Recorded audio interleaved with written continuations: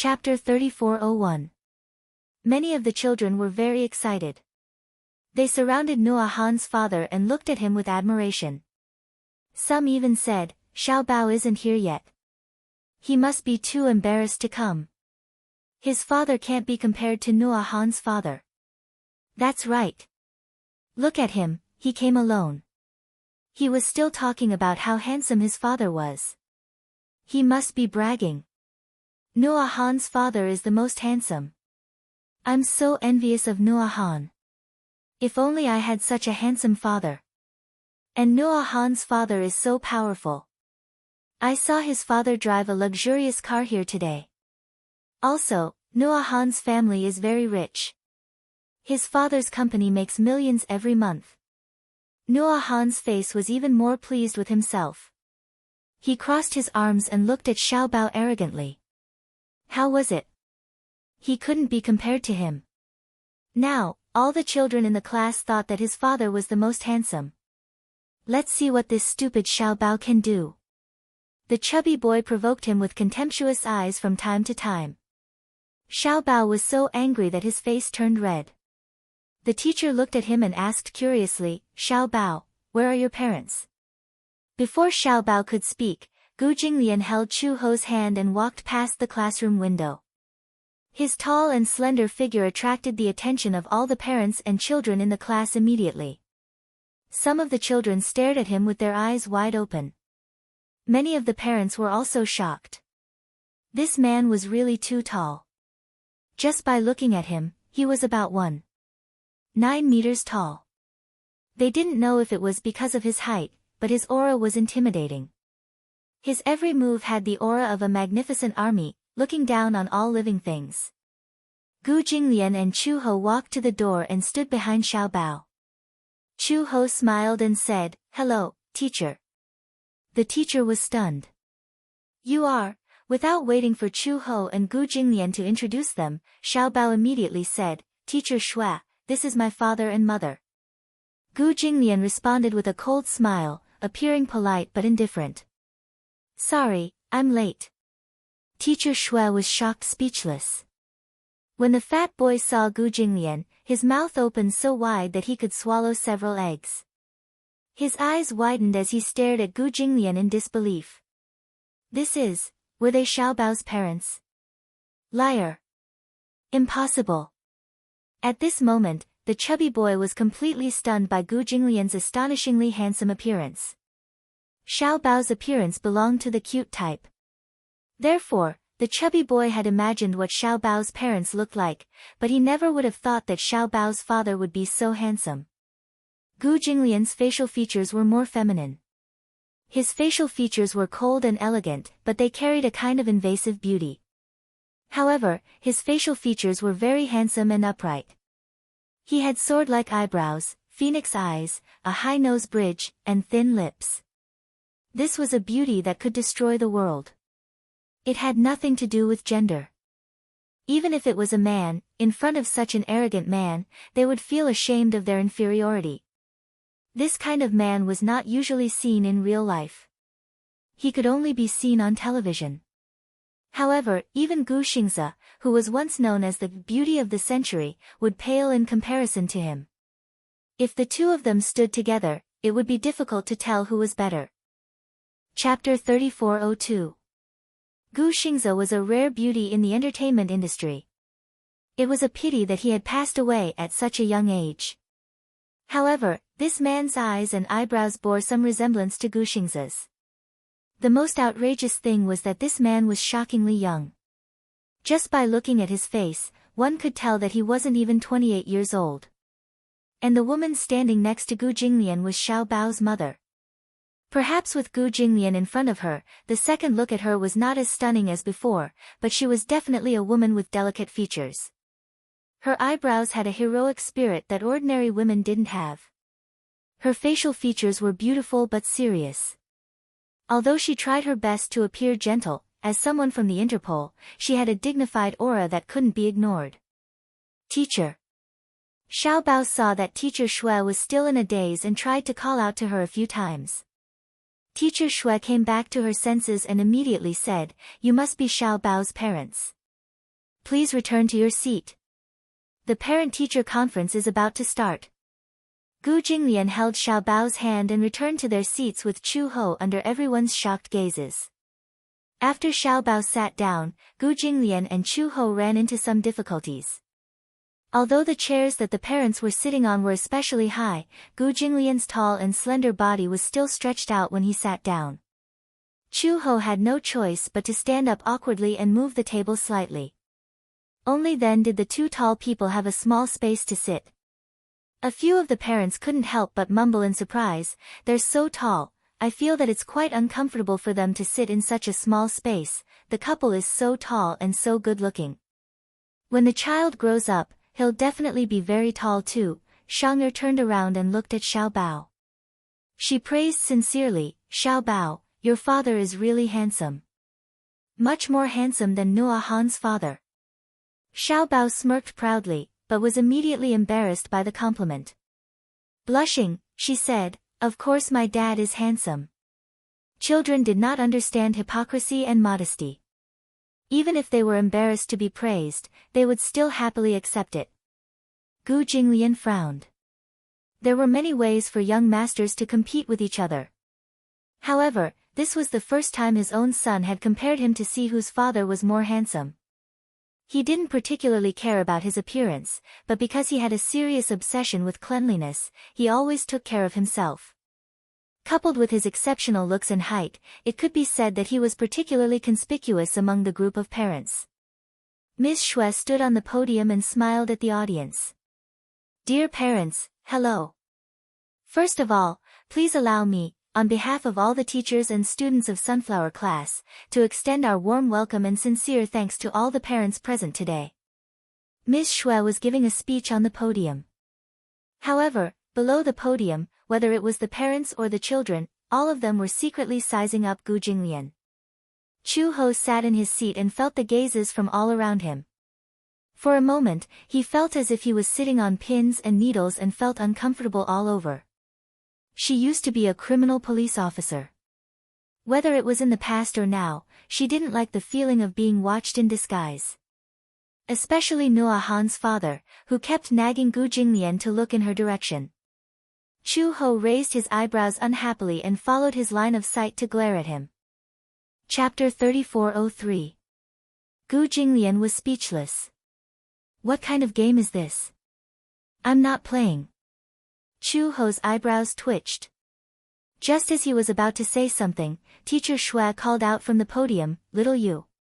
Clap, clap, clap, the group of children patted each other's shoulders enthusiastically. Some of the more clumsy children were slower to react. When they heard "Little you's" command, they slapped their thighs. Even though the parents felt awkward and felt that this game was extremely childish, they still had to cooperate with their children.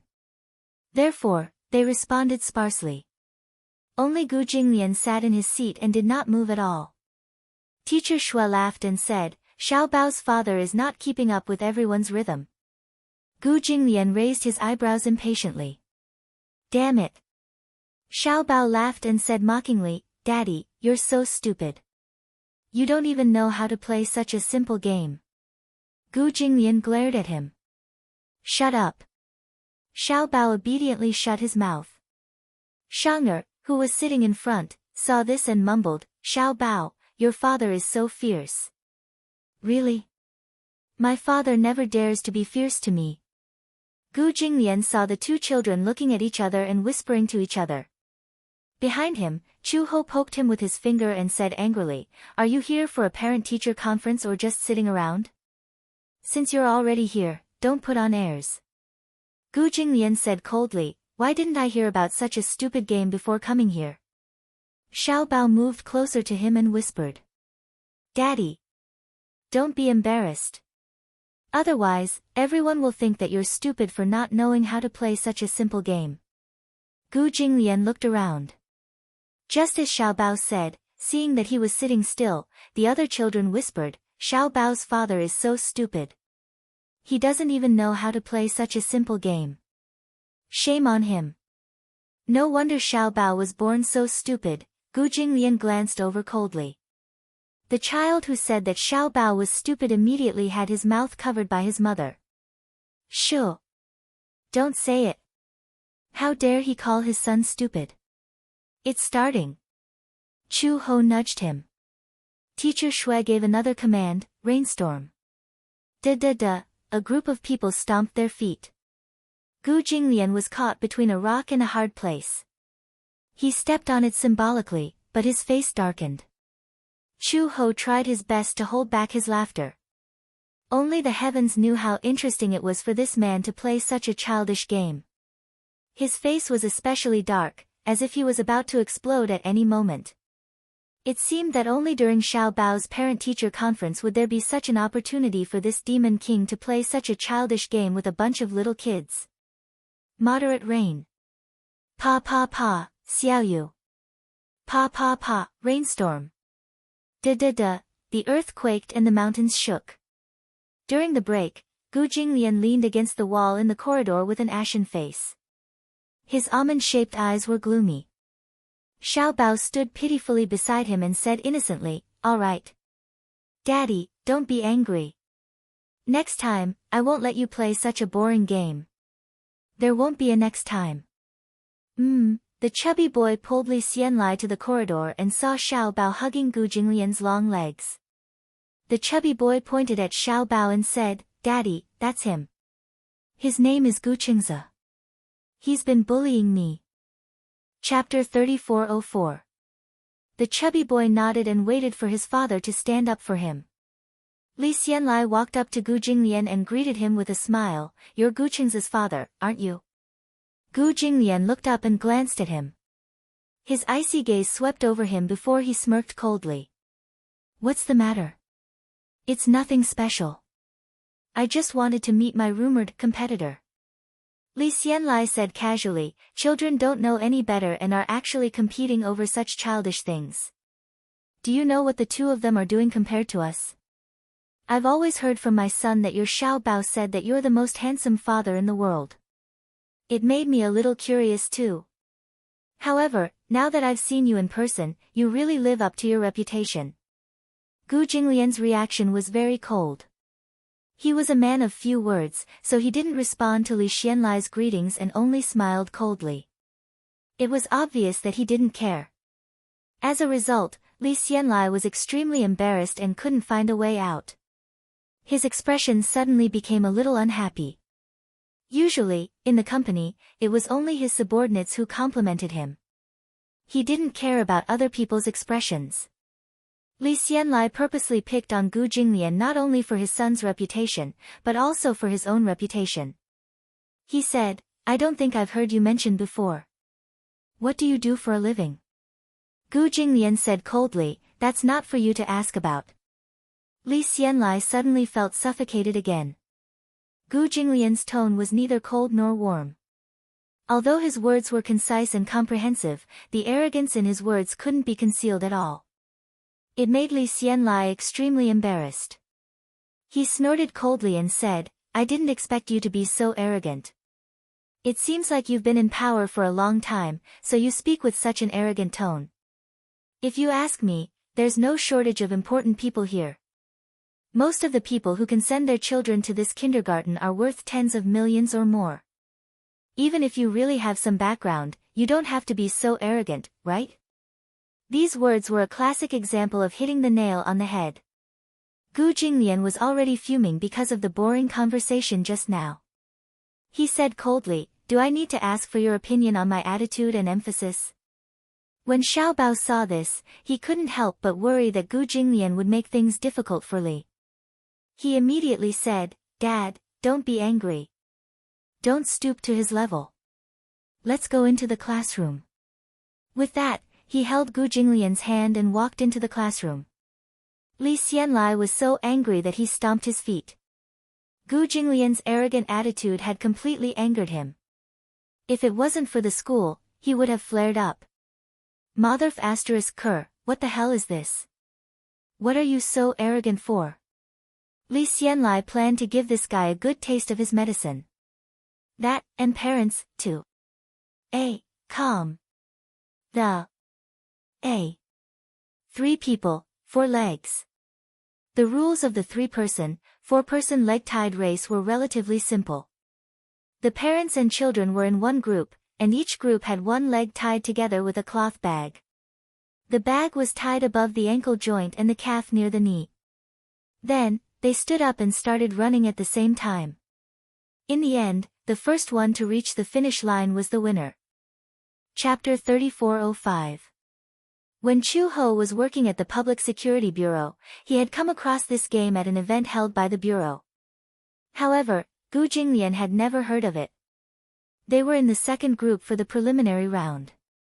The 3 of them stood in a row, with Chu-ho on the left and him on the right. Xiao Bao was naturally in the middle. However, Gu Jinglian and Chu-ho were really too tall.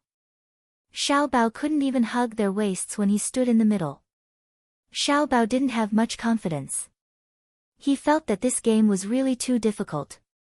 However, there was a prize for first place. A super big doll. Xiao Bao liked it very much. Children of his age had almost no resistance to furry toys. As a prize, it was different from buying one himself.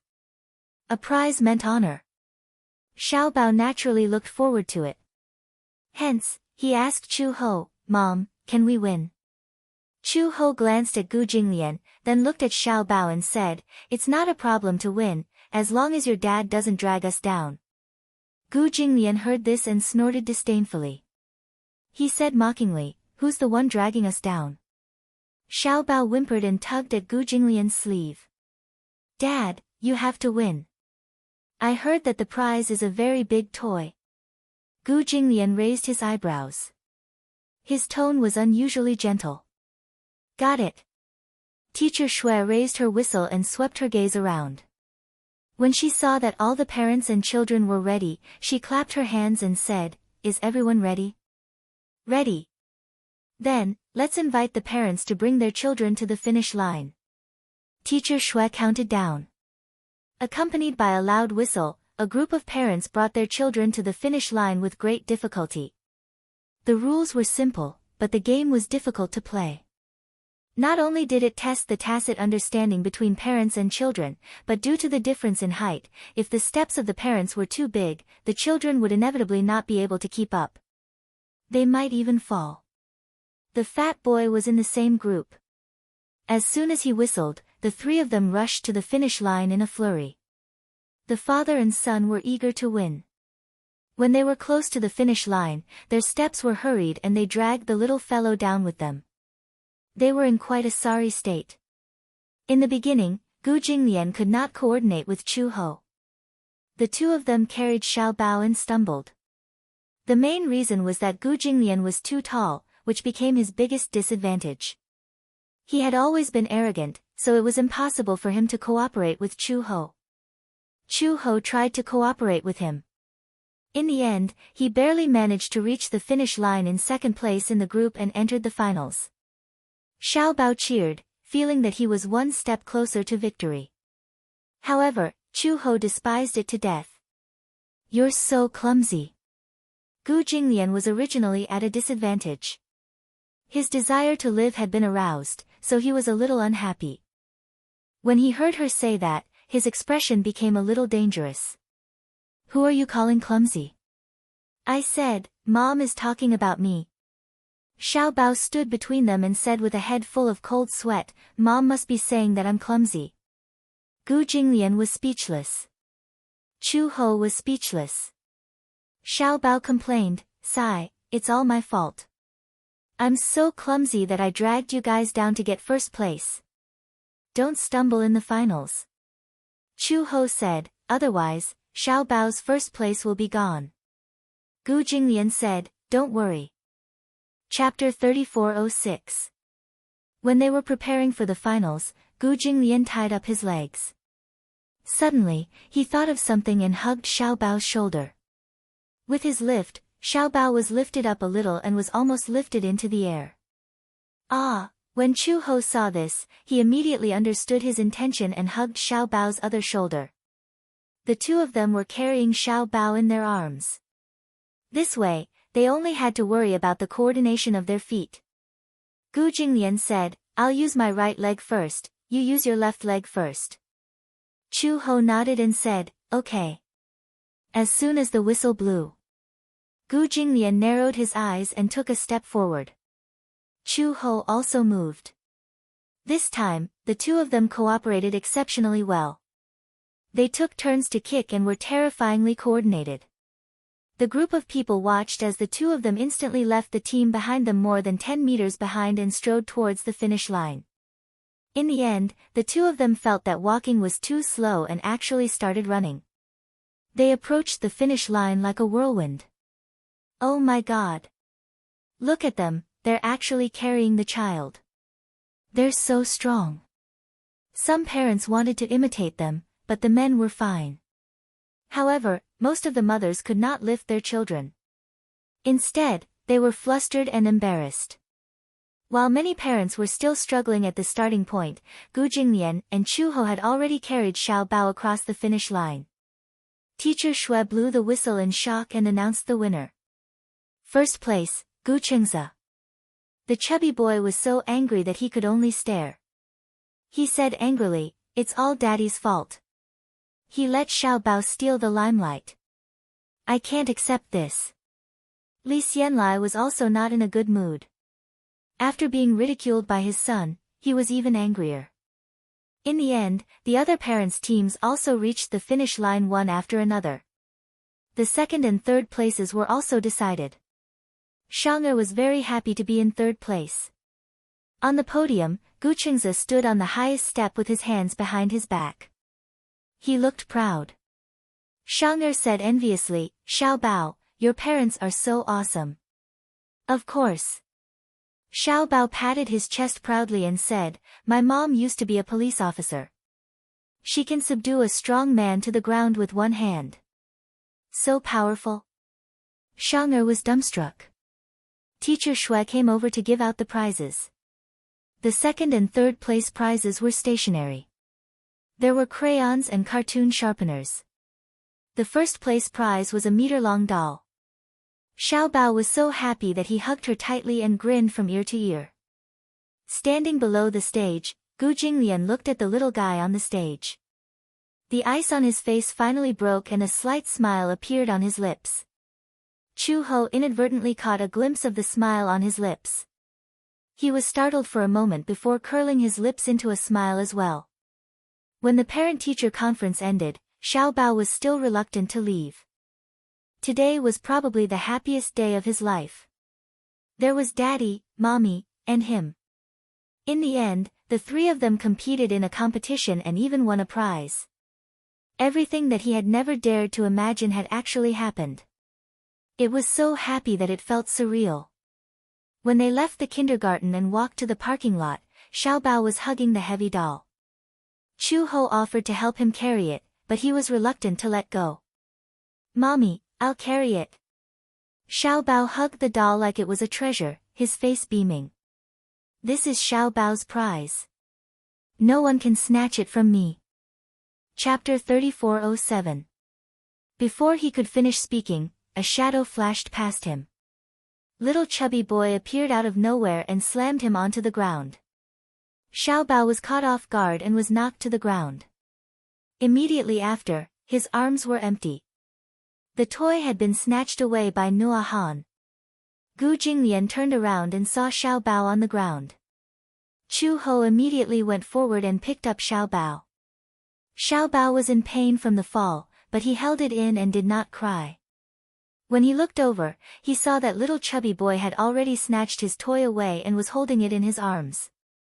Li Xianlai and Nua Han's mother were standing at the side, looking at them with gratification, as if tacitly allowing their child to do so. Gu Jinglian's face darkened. Chu Ho was furious. He shielded Xiao Bao in his arms and said coldly, "What do you mean by this?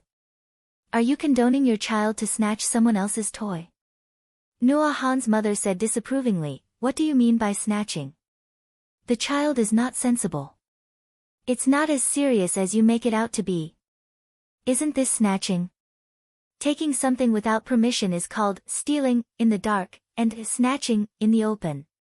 Nua Han's mother heard this and was quite angry. She said angrily to Nuahan, Nuahan, return the toy to him. What kind of toy do you want? Mommy will go to the counter and buy it for you. Why do you want someone else's toy? Nuahan pouted and said, I don't want it. I want this. I like it. Xiao Bao complained angrily, if you like it, why don't you win it back with your own ability? Mommy and I won this toy. Return it to me. I'm not returning it. Nuahan also replied angrily. Who asked Xiao Bao to steal all the limelight at the parent-teacher conference today? Little Fatty was so angry that he couldn't vent his anger. Nuahan's mother saw this and immediately said to Chu Ho, it's just a toy. How much is it? I'll buy it. Then, she took out a Chanel wallet from her bag and fiddled with it as if she was fishing for money. Buy it with money? Ha! To Xiao Bao, the value of this toy could not be measured by money. In the eyes of such a young child, there was no concept of money at all, only sacred honor. In the eyes of a child, a few $100 bills were not even as valuable as a few red flowers on the blackboard. Buy with money? Who was this woman insulting? What's more, how much could this toy be worth? It could be bought outside for a few hundred yuan, but in Xiao Bao's eyes, it wouldn't even be sold for a few million yuan. Xiao Bao said, who wants your money? I won this toy and it belongs to me. Give it back to me. As he spoke, he broke free from Chu Ho's arms and rushed in front of Nuahan. He was not afraid of his strong physique. Little Fatty was taller than Nuahan, so he was naturally stronger than Xiao Bao. Therefore, he did not put a little bean like Xiao Bao in his eyes. When he saw Xiao Bao running over to take the toy back, he did not even look and pushed him. However, he did not expect that Xiao Bao had come prepared. Instead, he fiercely returned a punch. The reason why he was so easily hit by him before was because of Nuahan's sneak attack. He was not prepared at all, so he was caught off guard and fell to the ground. But now, he was prepared. Moreover, when he was at the Gu family, Uncle Fu did not train him for nothing. Chapter 3408. Usually, he looked cute and adorable, but that was because he was gentle. Uncle Fu had also taught him not to fight with other children. Hence, he looked like he was easy to bully. But in reality, with one punch, Nuahan fell to the ground. Taking advantage of this moment, Xiao Bao reached out to grab the toy in his arms. Seeing that his precious son was being bullied, how could Li Xianlai let it go? Thus, he walked over and stretched out his leg to kick Xiao Bao. Fighting between children was a matter between children. As an adult, he could only stop it. But not only did Li Xianlai intervene, he even wanted to kick Xiao Bao. How could a child's strength be compared to an adult's? Before Chu Ho could react, Gu Jinglian had already strode forward, grabbed Li Xianlai's collar, and pulled him in front of him. You're asking for death. He threw a punch and directly knocked Li Xianlai to the ground. His back hit the concrete floor hard, and the pain made his face turn red as he arched his back. Chu Ho widened his eyes in shock. He couldn't believe it. She had followed Gu Jinglian for so long, but she had never seen him fight personally. He had a serious obsession with cleanliness, so he never fought with others. Moreover, he had many bodyguards around him, so it was not his turn to fight. This time, however, was an exception. Because the movement was too big, his clothes were a little messy. Gu Jinglian tugged at his tie expressionlessly and glanced at him coldly. Beside him, Nuahan was so scared that she cried. Nuahan's mother pointed at her angrily and said, "Why are you hitting people?" She directly pointed her finger at him with her head held high, but this really violated his taboo. He hated it when people pointed at him with their fingers. Gu Jinglian said coldly, "I don't hit women." Chu Ho smiled coldly and walked forward. She grabbed Nuahan's mother's outstretched finger and twisted it gently. With a crack, the finger was broken. Ah! Nuahan's mother knelt on the ground weakly. Her face was contorted in pain, and she cried herself hoarse, as if she wanted to use her cries to attract others. When the fat boy saw this, He cried even louder. However, even though the mother and son were crying so hard, no one approached them. The huge parking lot seemed to be isolated from the rest of the world. Little did they know that Gu Jinglian's men had already sealed off the parking lot. All the parents were blocked outside and could not enter. Moreover, they did not know what was going on. Gu Jinglian walked in front of Li Xianlai expressionlessly. He lifted his long legs in disgust and lifted Li Xianlai's chin with the tip of his leather shoes. His cold gaze swept over Li Xianlai. "You, what are you doing?" Li Xianlai was frightened by the cold sharpness of his body. He had never seen a man with such a terrifying aura. Gu Jinglian hated his face. He kicked his face to the side and said coldly, "You spoil my appetite." "What did you say?" "If you don't know how to discipline your child, do you need my help?" Gu Jinglian said casually, "By the way, I'll teach you some rules." "What do you mean?" "I don't like to talk nonsense with people." "It's fine if you don't understand." Gu Jinglian squatted down and carried Xiao Bao in his arms. He stood up and said to Chu Ho, "Let's go." Chu Ho nodded and followed him into the car. Chapter 3409. Li Xianlai was still confused. He looked in the direction of his departing figure and saw Gu Jinglian carrying Xiao Bao and getting into a Rolls-Royce Phantom with Chu Ho. He recognized the limited edition Phantom, which was worth tens of millions. However, he realized that the license plate of the car was actually 5/8. He still remembered that this special license plate was not something that could be measured by money. Without a special background, it was impossible to get such a license plate number. The Phantom slowly drove out of the parking lot. A number of black Audi A8s followed behind and escorted them away. Li Xianlai was speechless. He did not know who this man was. How could he travel in such a grand manner? Could it be that he really had an extraordinary background? Not long after the car left the parking lot, Li Xianlai did not have time to comfort his wife and children when he saw a group of men in suits coming over. He subconsciously protected Nuhan in his arms, only to see them pass by him and walk towards his car. He had specially driven a Porsche over today. It was worth millions. This car was even bought with a mortgage. However, he saw the men in black suits surrounding the car.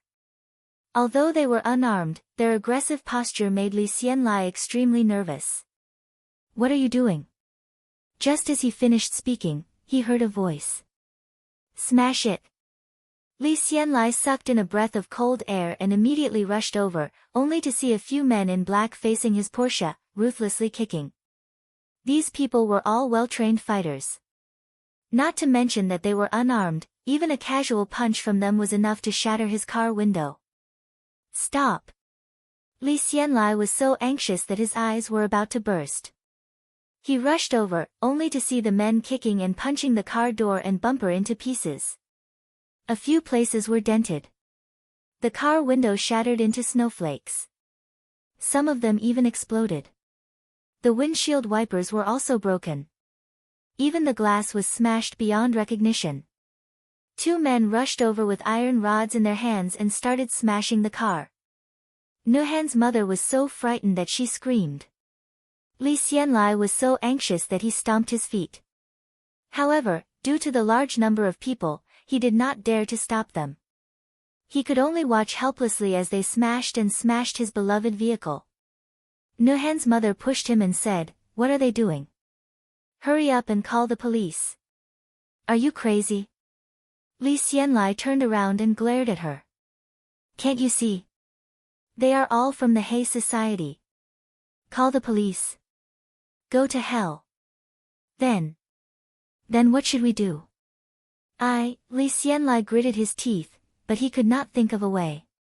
In just a few minutes, he could only watch helplessly as his vehicle was smashed into scrap metal. In the end, he could not find a single complete piece. After smashing his car into scrap metal, these people left quickly.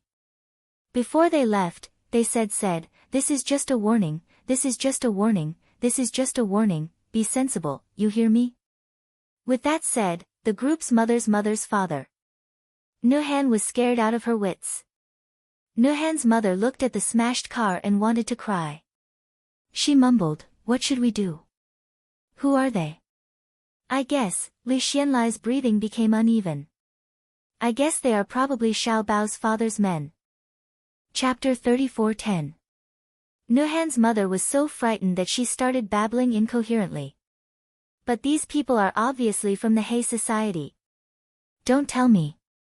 "Stop talking." Li Xianlai finally lost his temper. "Do you think the situation isn't chaotic enough?" Nuhan's mother was so frightened that she kept quiet. The fat boy just sat on the ground, crying himself hoarse. Li Xianlai was even more upset and kicked the car hard as a way of venting his anger. On the way back to the Gu residence, Xiao Bao hugged the doll. His eyes were still red, but he stubbornly did not shed a single tear. However, along the way, he hugged the doll lovingly. Gradually, his mood brightened. Gu Jinglian looked at him. Seeing that he had quickly forgotten about the unhappiness earlier, he did not take it to heart. Chu Ho smiled and asked, "Is this doll that fun?" "Xiao Bao likes it." Xiao Bao smiled and said, "This is a prize that we won together." As he said this, he said excitedly to Gu Jinglian, "Uncle, you were so awesome today. Everyone was so envious of me." "Humph. That was so satisfying. I told you, you're the most handsome person in the world." Chu Ho was amused by his childish words. "This guy." Gu Jinglian raised his eyebrows. Noticing the way he addressed him, he said unhappily, "You changed your way of addressing me just like that?" He had changed his way of addressing him as uncle when they left the school. This kid. The little guy was a little guilty. He was also good at reading people's expressions. He carefully glanced at Chu Ho. Seeing that she was all smiles and did not seem to have any objections, he mumbled, "Daddy. You're so unwilling. No one's forcing you." Xiao Bao immediately moved towards him, nudged him, and smiled obsequiously. "No. Uncle. Daddy, don't mind it. I'm just used to it. I didn't see you not used to it in school." He kept addressing him as Daddy, as if he was afraid that others would not know that he was his father. Xiao Bao said guiltily, "No." He was afraid that Chu Ho would take issue with him. If his mother didn't mind, he was more willing to call him father. After all, they had been together for such a long time. It would be a lie if they didn't have any feelings for each other. However, they didn't rely on him like other children rely on their fathers. Gu Jinglian snorted coldly and put an arm around his shoulder. His voice became gentler. "Are you happy today?" "I'm happy." "How could such a young child know how to lie?" He said sincerely, "Today is the happiest day of Xiao Bao's life." When Chu Ho heard this, he felt upset. Ever since he was young, Xiao Bao was filled with curiosity and yearning for a father. Xiao Bao did not have a father since he was young, so he was ostracized by his peers. Many children attacked him, saying that he had a mother to give birth to but no father to raise him. This had always been Xiao Bao's sad past. However, it was different now. In front of so many children, Xiao Bao had gained enough face. With such a cool father like Gu Jinglian, it was indescribable how proud he was. Who would have thought that such a young child would know how to be proud and have some vanity? But it was this little bit of vanity that was so easily satisfied. For a moment, Chu Ho felt a little guilty. He felt that he owed Xiao Bao too much during his childhood. As soon as he got home, Xiao Bao held up the plushie and his beloved spoils of war and went to Uncle Fu to show off. Chapter 34:11. Chu Ho and Gu Jinglian got out of the car. Uncle Fu came up to them with Xiao Bao in his arms. He looked at Gu Jinglian with a smile, then at Chu Ho. He asked cheerfully, "How was it? Was Xiao Bao's parent-teacher conference interesting?" Gu Jinglian frowned. He suddenly thought of the stupid games they played at the parent-teacher conference and his face turned gloomy. Chu Ho also thought of the unpleasant things that happened before they left. He did not look happy either. Boring. Boring. the two of them said almost at the same time. After that, they went back to their respective rooms. Uncle Fu carried Xiao Bao in a daze and stood there in a mess. In the study, Gu Jinglian stood by the bed and looked at the courtyard through the window. Xiao Bao was playing with the doll by the pool. Beside him stood a few burly men. Although these thugs had fierce faces, when they looked at Xiao Bao, their gazes were full of affection. Ever since Xiao Bao had settled down in the Gu family, he seemed to have become the Gu family's mascot. Everyone liked him very much. These tough men had always fought and killed their way through, living a life of blood on the tip of the blade. However, when facing Xiao Bao, their warmest side was also stimulated. Children were like animals. They were very innocent and could stimulate the affection deep in people's hearts. Someone knocked on the door. Uncle Fu pushed the door open and walked in with tea and snacks in his hands. He saw Gu Jinglian standing by the window and placed the snacks on the table. Uncle Fu walked up to him. "Old master, you must be tired today." Gu Jinglian's gaze fell on Xiao Bao through the window. He saw him holding the doll and laughing heartily at the thugs, revealing his cute little rabbit teeth. He looked so innocent. A doting smile gradually appeared on the man's face, which was usually cold and aloof. Uncle Fu heard him speak and curiously followed his gaze. He realized that he was staring at Xiao Bao and immediately said, "Xiao Bao is very happy today. I can tell that he especially likes this doll. This is not like the ones bought outside. Old master won this doll for him. He treasures it so much." Gu Jinglian's smile deepened. When Fu Bo saw him smile, he understood in his heart that even though master usually did not show his emotions, in reality, he doted on Xiao Bao very much. Gu Jinglian noticed that Uncle Fu was secretly laughing at him. His smile disappeared and he returned to his usual cold expression. He returned to his desk and picked up the teacup. He gently lifted the lid, gently, and took a sip, and ordered him coldly, "Check someone for me." "Yes, old master." He put down the teacup and said in a cold voice, "Li, go first." "This person. What's wrong with him?" Uncle Fu was a little surprised. Did he offend old master in any way? "Check on this person's background." "Yes." Uncle Fu accepted the order and immediately left. In the middle of the night, Gu Jinglian finished his work and was about to go to bed after taking a shower. He suddenly thought of something and groped his way to Xiao Bao's room. However, the room was cold and empty. Under the moonlight, he saw that there was no one on the bed. Xiao Bao was not in his room. He left the room and passed by Chu Ho's room. He stopped in his tracks and turned around. He gently turned the doorknob and pushed the door open. In the huge bedroom, Chu Ho was lying on the bed with his arm around Xiao Bao. He was originally breathing lightly and was sound asleep. Chapter 34:12. Before he fell asleep, he did not forget to hug the doll tightly in his arms. He loved it so much that he could not bear to part with it. When she saw this, she felt helpless and did not know whether to laugh or cry, so she simply let him be. In a daze, she caught a glimpse of movement. She opened her eyes abruptly and looked in the direction of the sound. In the darkness, she saw a tall and slender figure standing quietly in front of the bed. The moonlight shone at his feet. When he saw that she had woken up, he raised his finger slightly and placed it between his lips, indicating that she should not make any noise and wake the child up. She did not know when Gu Jinglian had entered the room and walked to the side of the bed. She was careless. In the past, even the slightest movement would wake her up immediately. Unexpectedly, this time, she only woke up when he was close to the bed. It seemed that her sense of danger had deteriorated after staying in the Gu family for so many days. She only woke up after he walked in for so long.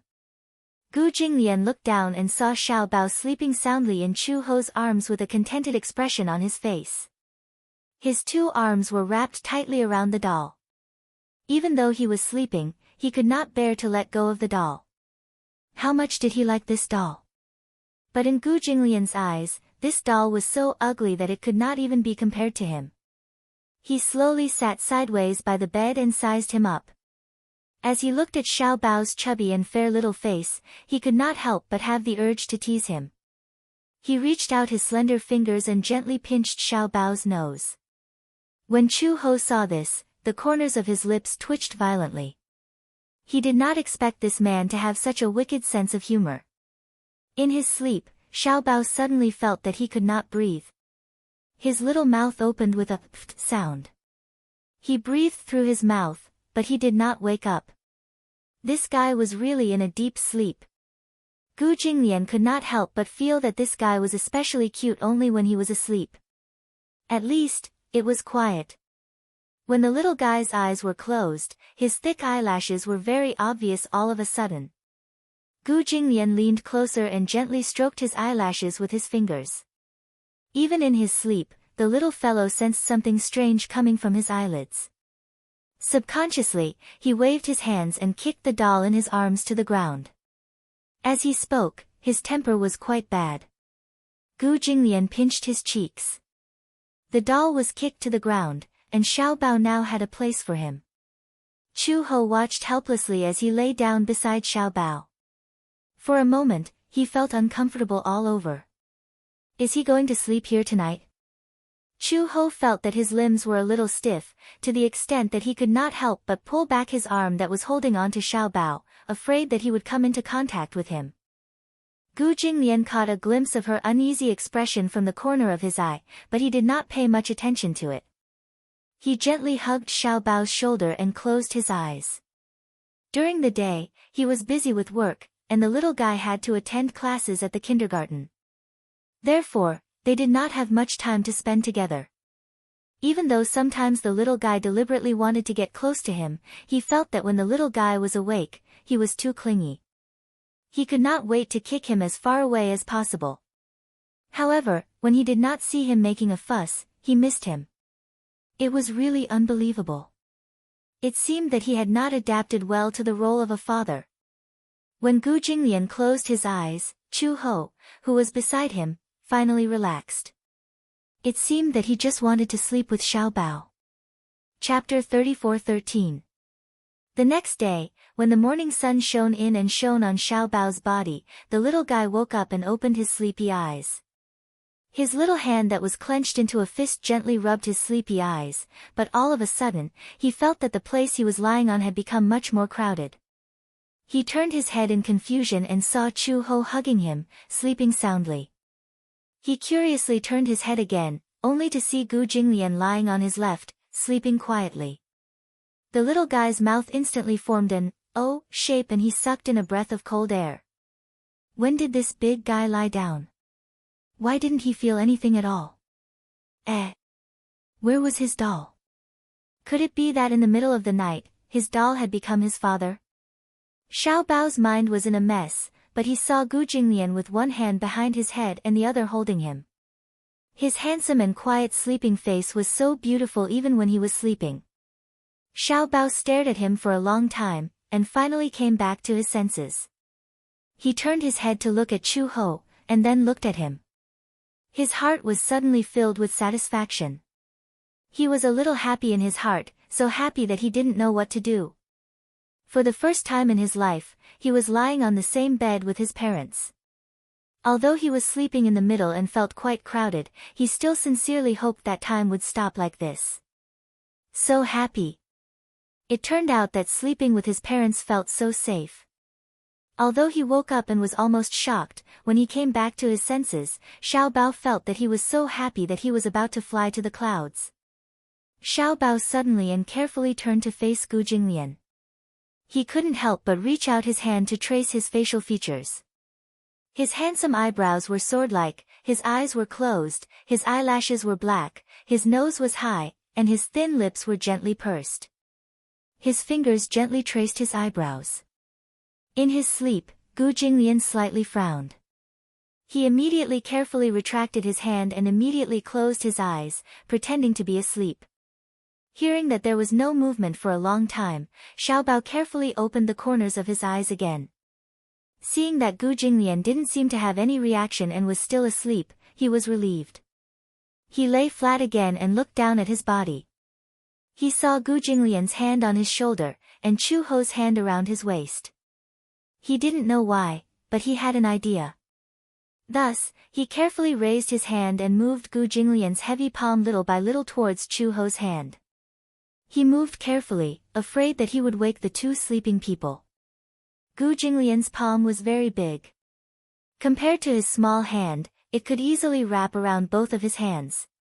It was very difficult to move such a big hand. His movements were especially light. Gu Jinglian and Chu Ho were each more alert than the other. If he moved slightly more, it would be easy for them to wake up. When he got closer, he lifted Gu Jinglian's hand and gently placed his large palm on the back of Chu Ho's hand. In this way, their hands overlapped. Xiao Bao was extremely happy.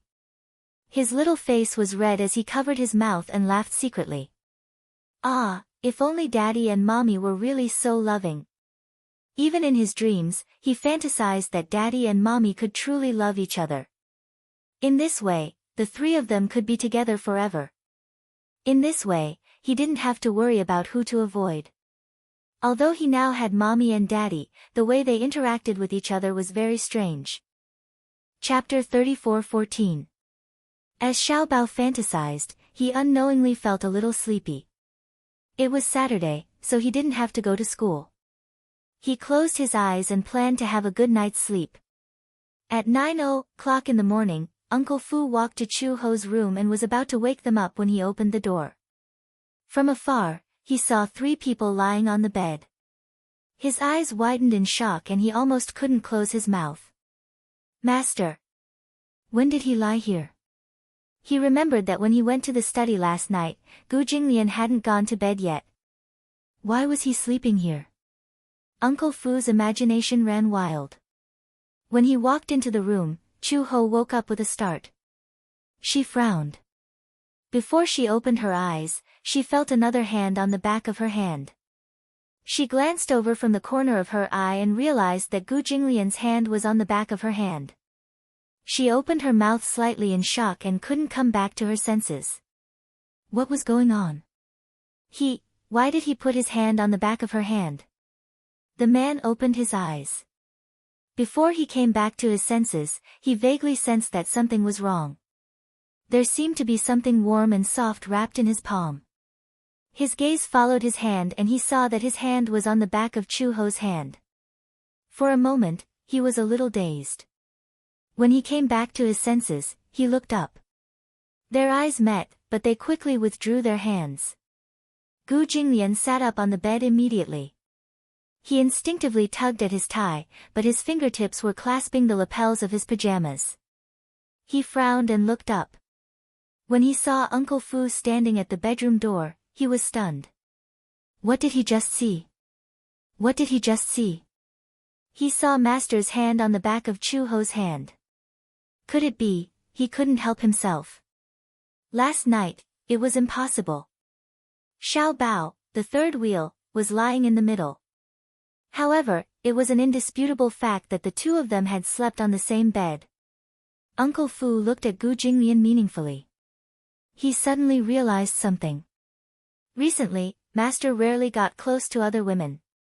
Ever since Xiao Bao settled down in the Gu family, he seemed to be cut off from women.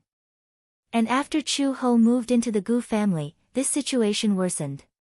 Could it be that old master? Just as Uncle Fu was imagining the countless possibilities, Chu Ho also sat up from the bed. His face was somewhat ashen as he stroked the back of his hand, seemingly very dissatisfied. She glanced at Gu Jinglian coldly. Her eyes seemed to say, I didn't expect you to be such a lecherous man. Gu Jinglian's face darkened even more. He vented all his anger on Uncle Fu. What are you standing there for? Gu Jinglian said coldly, Aren't you going to prepare breakfast? Uncle Fu immediately nodded. Just as he turned around, he suddenly thought of something. He turned back and cleared his throat. Gu Jinglian stared at him. What? Old master, breakfast is ready, Uncle Fu explained awkwardly. Gu Jinglian said coldly, Have you done what I asked you to do? No, why aren't you going? Yes. Old master, please calm down, Uncle Fu hurriedly left.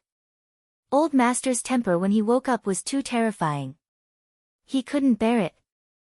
Xiao Bao woke up. When he opened his eyes, he saw that Gu Jinglian and Chu Ho were already awake and sitting by the bed. However, in such a large room, there was an inexplicable pressure that made one's heart palpitate. Chapter 34:15. Xiao Bao curled up. He felt that when he woke up, the atmosphere would be so tense. Gu Jinglian didn't look too good, and Chu Ho didn't look too good either. What was going on? They were clearly fine just now. Why did everything change the moment he woke up? Chu Ho sat on the edge of the bed. When she thought about how Gu Jinglian's hand was on the back of her hand when she woke up, she felt irritated. She instinctively reached out, pulled the blanket over, and wiped the back of her hand fiercely. Pervert. When Gu Jinglian heard this, his eyes couldn't help but darken a few degrees. Even though she didn't mention any names, it was obvious who she was referring to. Pervert? To hell with it. When he woke up and saw this scene, he was still baffled. Gu Jinglian was upset. He suddenly got up and left the room. Chu Ho saw his sullen back and became even more annoyed. Why did he look so angry? She hadn't even said anything. Xiao Bao carefully glanced at Chu Ho's expression and asked tentatively, "Mom, what's wrong? You seem to be very unhappy." Chu Ho said gloomily, "It's nothing. I dreamed that I was bitten by a dog." Xiao Bao's lips twitched. However, he was still young and didn't know what Chu Ho was insinuating. Xiao Bao got out of bed and changed his clothes. When he went downstairs, he saw Uncle Fu coming out of the dining room. He was about to call Gu Jinglian for dinner. Xiao Bao immediately went up to Uncle Fu and grabbed the corner of his shirt. He said uneasily, "Uncle Fu, Uncle Fu." Uncle Fu patiently squatted down in front of him and pinched his cheek. "What's wrong? Xiao Bao. Have you noticed?" Xiao Bao hugged his neck and whispered in his ear, "Uncle and Mommy are sleeping on the same bed today." Uncle Fu nodded. However, the two of them seemed to be very unhappy. Xiao Bao felt wronged. What happened? The two of them were fine yesterday. Uncle Fu was speechless for a moment. How could he tell Xiao Bao that the reason why Chu Ho and Gu Jinglian were fine yesterday was because they wanted to attend his parent-teacher conference? They were just putting on a show and pretending to be peaceful. But in reality, the two of them were like fire and water. When Xiao Bao saw that Uncle Fu did not speak, he became even more worried and said worriedly, "Mom seems to hate Uncle, and Uncle doesn't seem to like Mom either. What should we do?" That's the truth. Uncle Fu said vaguely, "The two of them don't have a good relationship." Xiao Bao tilted his head curiously. Then why do they hate each other when their relationship is so good and loving? Uncle Fu choked for a moment and did not know how to answer this question. Xiao Bao continued to ask, "Since they hate each other, how did they give birth to me?" Uncle Fu did not know how to answer such a profound question. When Xiao Bao saw that Uncle Fu was not replying and looked like he was in a difficult situation, he suddenly thought of something. His face looked like a storm was coming. Xiao Bao is so pitiful. He pinched the corner of his shirt and looked pitiful. His little nose was wrinkled and he looked like he wanted to cry but had no tears. Uncle Fu immediately hugged him and coaxed him, "What's wrong?" Xiao Bao feels that Xiao Bao is an unwanted and unloved child.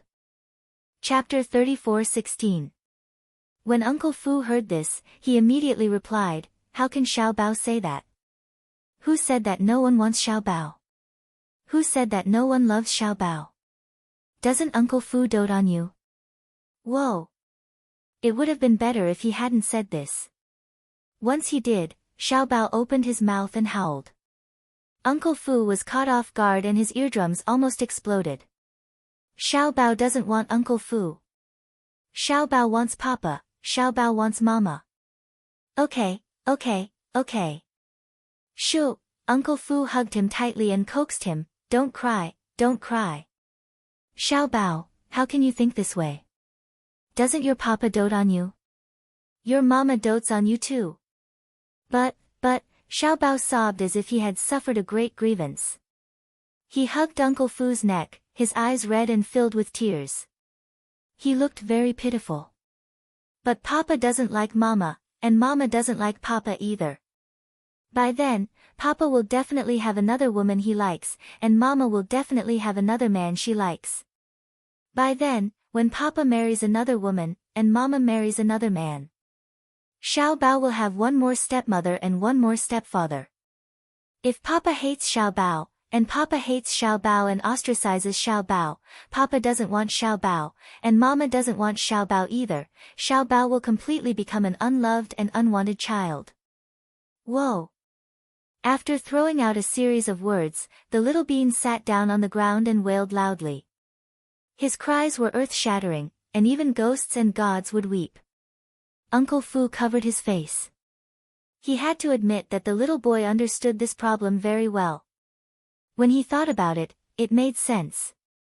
On the other hand, he wasn't worried about Master. However, if Chu Ho really fell in love with another man, then Xiao Bao would have a stepfather. Indeed, not good. Xiao Bao's cries were earth-shattering. Uncle Fu spent a lot of effort to calm him down. When Chu Ho came downstairs for breakfast, he saw Uncle Fu hugging Xiao Bao and rocking him back and forth. It took a lot of effort to coax him. When Xiao Bao saw Chu Ho, he immediately thought of the grievances he had suffered, and tears filled his cheeks again. What happened? Chu Ho walked over and looked at him. Why is Xiao Bao crying? Uncle Fu sighed, but he had a headache. He concisely recounted what had just happened. When Chu Ho heard it, he could not help but break out in cold sweat. What stepmother and stepfather? How could this rascal think so far ahead? Chu Ho immediately hugged Xiao Bao and comforted him. Xiao Bao, why do you like to let your imagination run wild? Who said that Mommy doesn't want you anymore? Mommy wants me now, but it's hard to say in the future. Xiao Bao said angrily. Chu Ho did not know whether to laugh or cry. Has our Xiao Bao become a prophet? Does he know what will happen in the future? Is Mommy not going to get married for the rest of her life? Won't Mommy be too lonely by herself? This child really knew a lot. He wasn't like this in the past. What exactly did the kindergarten teacher teach him? She quickly coaxed, who said that? Mommy won't get married for the rest of her life and will stay by Xiao Bao's side. Xiao Bao definitely won't have a stepfather. What about a stepmother? Xiao Bao stared at her pitifully. Daddy won't find a stepmother either. This, Chu Ho was suddenly put in a spot.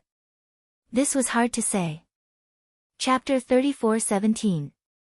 Xiao Bao cried even harder. Chu Ho hugged him and promised, no matter what, Mama promises you that in this lifetime, Xiao Bao is the only baby. I will definitely not find a stepfather for Xiao Bao. Xiao Bao rubbed his eyes and looked at her suspiciously. Really? Yes. Really? It can't be any more real. Xiao Bao happily threw himself into her arms. Only then did this end. Uncle Fu brought breakfast into the room. Gu Jinglian sat in front of the study table. Unexpectedly, he wasn't playing with his pen and ink. Instead, he was resting his head with his hand on his hand. No one knew what he was thinking about. Uncle Fu placed the breakfast on the table and pretended to mention it casually. Just now, Xiao Bao cried for a long time. It wasn't easy to calm him down. Upon hearing this, Gu Jinglian opened his eyes and asked in surprise, why is he crying again? This guy seemed to be used to crying. Uncle Fu said in a roundabout way, it's all because of old master. About me? Xiao Bao is worried that old master will find him a stepmother. Gu Jinglian's lips twitched violently and he was speechless. Who said that I'm going to find him a stepmother? Uncle Fu smiled. Isn't it because the child is still young? It's inevitable that his imagination will run wild. The little guy is very sensitive. It's easy for his imagination to run wild. Tell him to relax. It's impossible. Gu Jinglian casually picked up his cup and took a sip of the black tea. Uncle Fu probed again, then.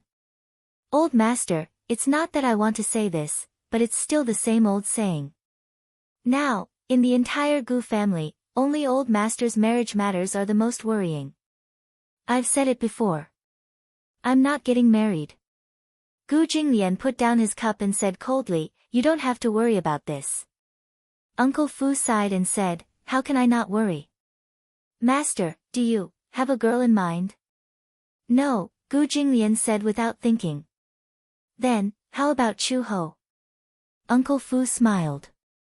What do you think of her? Nothing. Gu Jinglian gradually became impatient. Are you here to talk nonsense with me?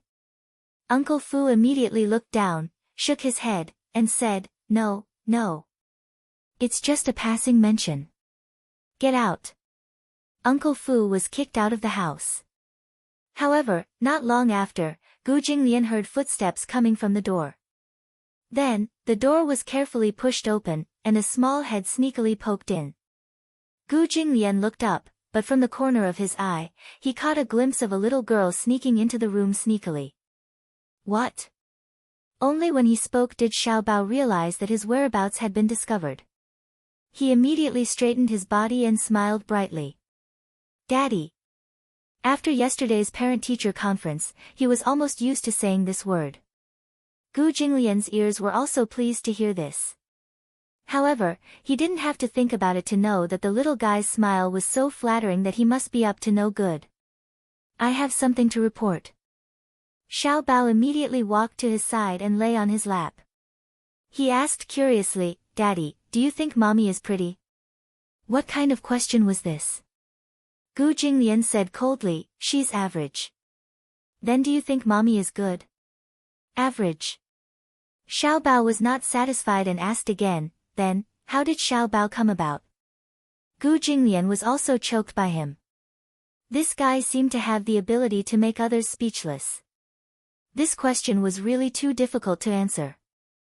Chapter 34:18. Gu Jinglian gave a catch-all answer.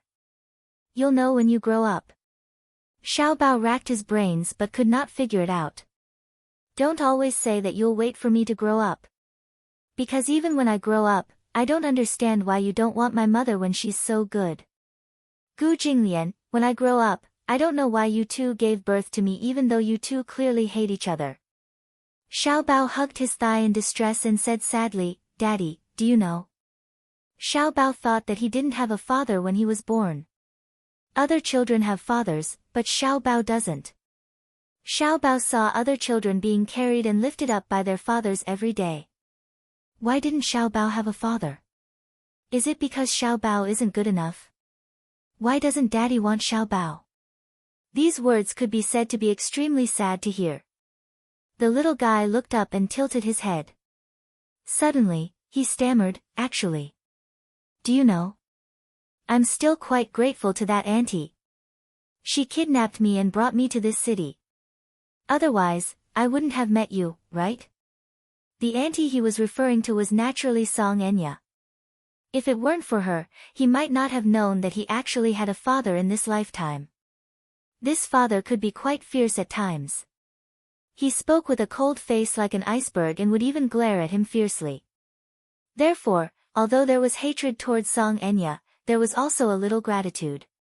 Somehow, he had found his father. However, looking at the seemingly irreconcilable cold relationship between Gu Jinglian and Chu Ho, he frowned for a moment. When he woke up in the morning, he overlapped Gu Jinglian's and Chu Ho's hands. Similarly, he harbored a beautiful wish. He did not intend to force them at all. It was just that he hoped that his father would truly be his father. He hoped that Gu Jinglian would not only treat him well, but also Chu Ho well. When Gu Jinglian heard this, his gaze could not help but become unfathomable. Back then, his relationship with Chu Ho was a complete accident. And Xiao Bao's birth was nothing more than an accident. There was no love, no crystallization of any emotions. The truth was straightforward and cruel, but it was the truth. Before this, the only reason he had allowed Chu Ho to stay in the Gu family was because of Xiao Bao. Xiao Bao relied on Chu Ho, and Gu Jinglian also cared about Xiao Bao's feelings, so he tacitly allowed Chu Ho to stay in the Gu family. However, it was also limited to this. He had never seriously thought about how to deal with the problem between him and Chu Ho. But now, Xiao Bao's uneasiness and hesitation made him reconsider this question.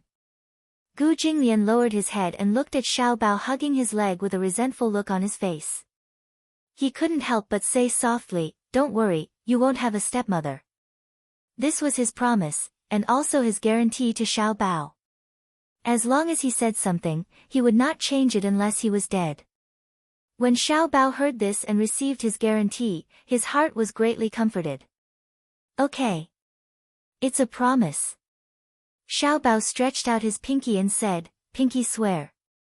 Gu Jinglian was stunned, but he still stretched out his pinky and hooked it with his. Xiao Bao said sternly, "Pinky swear. You're not allowed to lie to me for 100 years. With that said, he put a seal on Gu Jinglian's thumb with a serious expression. Only then was it complete. This little fellow seemed to be very easily satisfied. After he gave this promise, the little fellow was really satisfied and no longer pestered him to ask this and that. Chapter 34:19. On the weekend. When Gu Jinglian arrived at the company, there was already someone waiting in the reception room. His assistant reported, "Mr. Gu, they're here."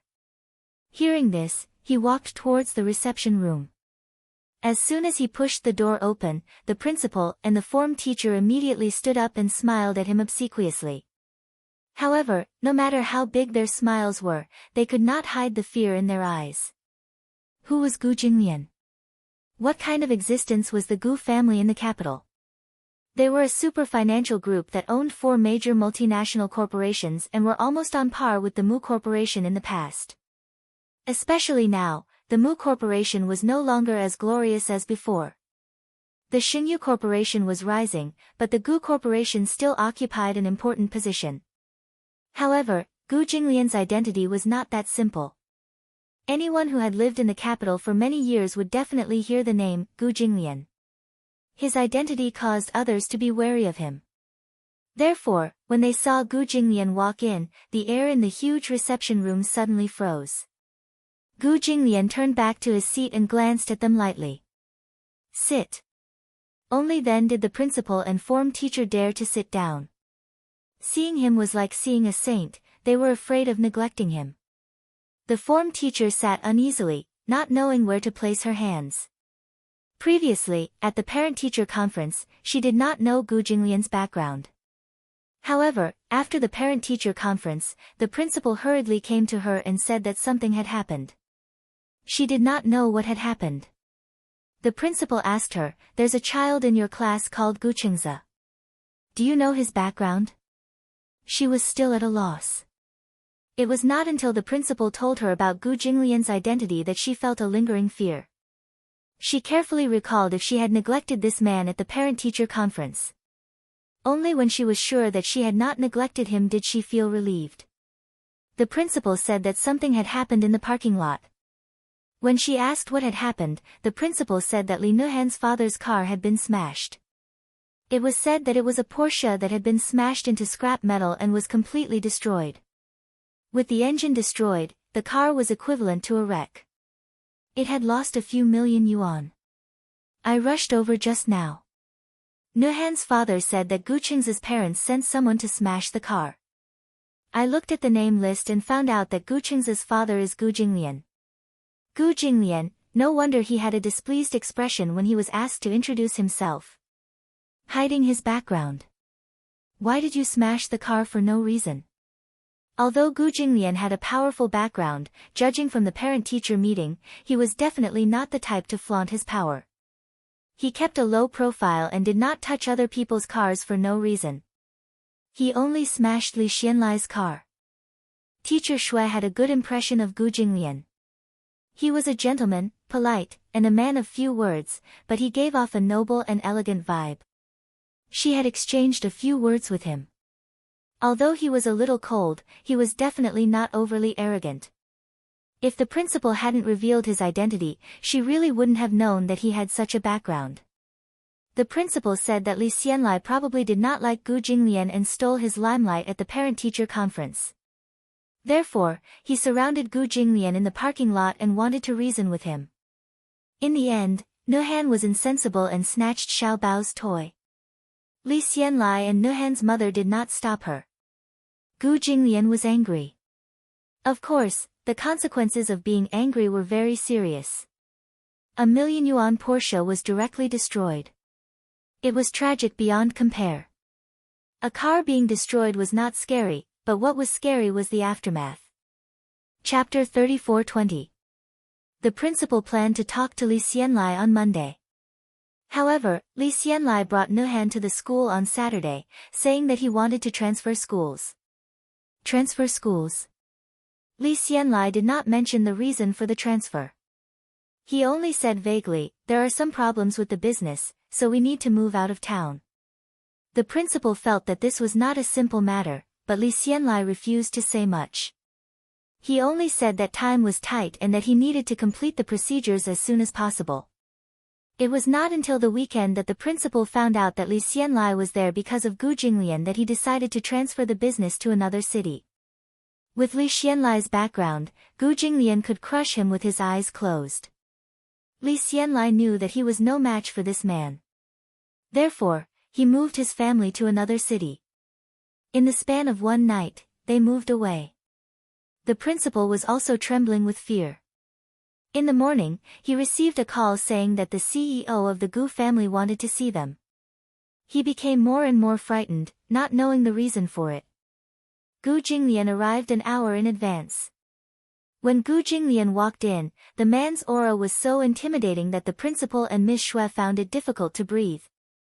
Teacher Shui glanced at the principal and saw that he was also sweating and uneasy. "What are you nervous about?" Gu Jinglian said expressionlessly, "I think you know who I am." "Yes, Before the principal could say anything, Gu Jinglian interrupted him. "I hope that your school will keep my identity a secret." "A secret?" He was a little surprised. Teacher Shui was also surprised. She thought that Gu Jinglian wanted them to take special care of Xiao Bao. "However, since my son is studying in your school, I hope that the incident on the day of the parent-teacher conference will not happen again." Gu Jinglian paused and said, "You should know that I don't have the patience to deal with these trivial matters." Yes, the principal was shocked and broke out in cold sweat. He quickly nodded. Gu Jinglian also gave some instructions. For example, Xiao Bao's physical fitness was not particularly good. He was a little naughty, so he must be disciplined when necessary. Another example was that Xiao Bao lacked a sense of security and had a stubborn personality. Hence, she hoped that the homeroom teacher would take care of him more. Mr. Shui naturally agreed. She especially liked Xiao Bao. Xiao Bao was well-behaved and obedient. Although he could be naughty sometimes, he was very respectful to his teachers. She could tell that although he had never been to kindergarten, he had been taught well since he was young. He was very polite and respectful to his elders.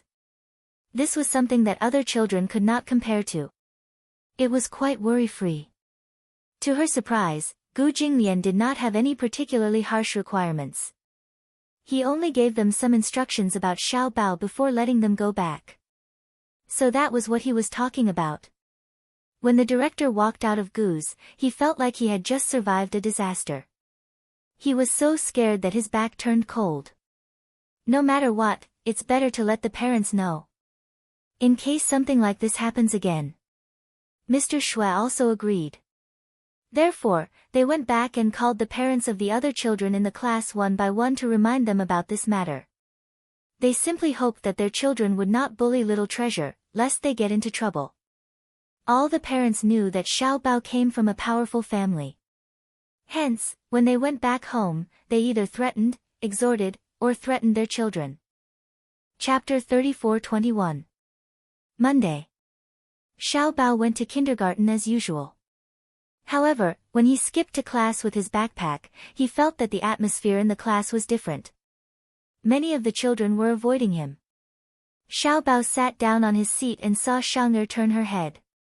She looked a little scared as she called out his name tentatively. Xiao Bao, Morning, Shang'er. Xiao Bao smiled brightly and greeted her as usual. Seeing Xiao Bao's gentle smile, Shang'er's heart warmed. Her doubts were dispelled and her face returned to its usual expression of closeness. Morning. Xiao Bao looked around and saw that the other children were staring at him. However, when he followed their gazes, the children immediately turned their heads away in fear, not daring to look at him directly. Even the child who usually bullied him the fiercest was careful around him. So strange. Xiao Bao muttered strangely, everyone is so strange today. Why are they all looking at me secretly? Xiao Bao, Shang'er looked around hesitantly. She suddenly stood up, took his hand, and pulled him out of the classroom. The moment the two of them left, the classroom burst into an uproar. Wow! Shang'er is so bold. How would she dare? Shang'er is so amazing. Shang'er only let go of Xiao Bao's hand when they were far away from the classroom. Shang'er, what's going on? Xiao Bao scratched his head strangely. What can't be said in the classroom? Before Shang'er could say anything, Xiao Bao's eyes lit up and he immediately said, I know. There must be some secret, right? As he said that, he smiled and moved closer to her ear. Shang'er must only want to tell Xiao Bao, right? Shang'er was so angry that she didn't know whether to laugh or cry. She said, Xiao Bao, don't you feel that something is wrong today? Now that she mentioned it, Little Treasure also realized it. That's right, something's not right. What's wrong with them? They keep staring at me. I don't know either, but my mom told me to keep a distance from you and not play with you. Xiao Bao heard that and his eyes widened in shock. Why? Because my mom said that your dad is super fierce.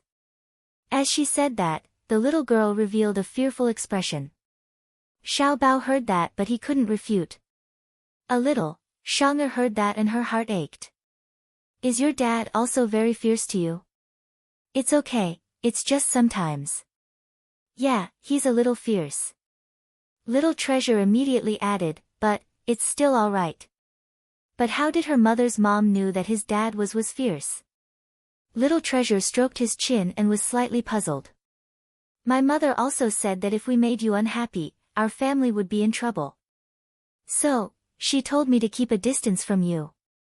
Shang'er said fearfully, Xiao Bao, I really like to play with you, but my mom won't let me. But I still want to play with you. You. If I don't do well, don't be angry, okay? She had a pitiful look on her face and was very careful. Xiao Bao tugged at her little hand and pursed his lips. I also like to play with Shang'er. Shang'er, don't listen to your mom. My dad isn't that bad. I don't know either. I also think that your dad is quite good. He's handsome and good at games. Chapter 34-22. Did you know? Nuhan transferred schools. Shang'er said again. Xiao Bao was a little surprised when he heard this. Although he hated Nuhan, the chubby boy's transfer was too sudden. He was still surprised. What's going on?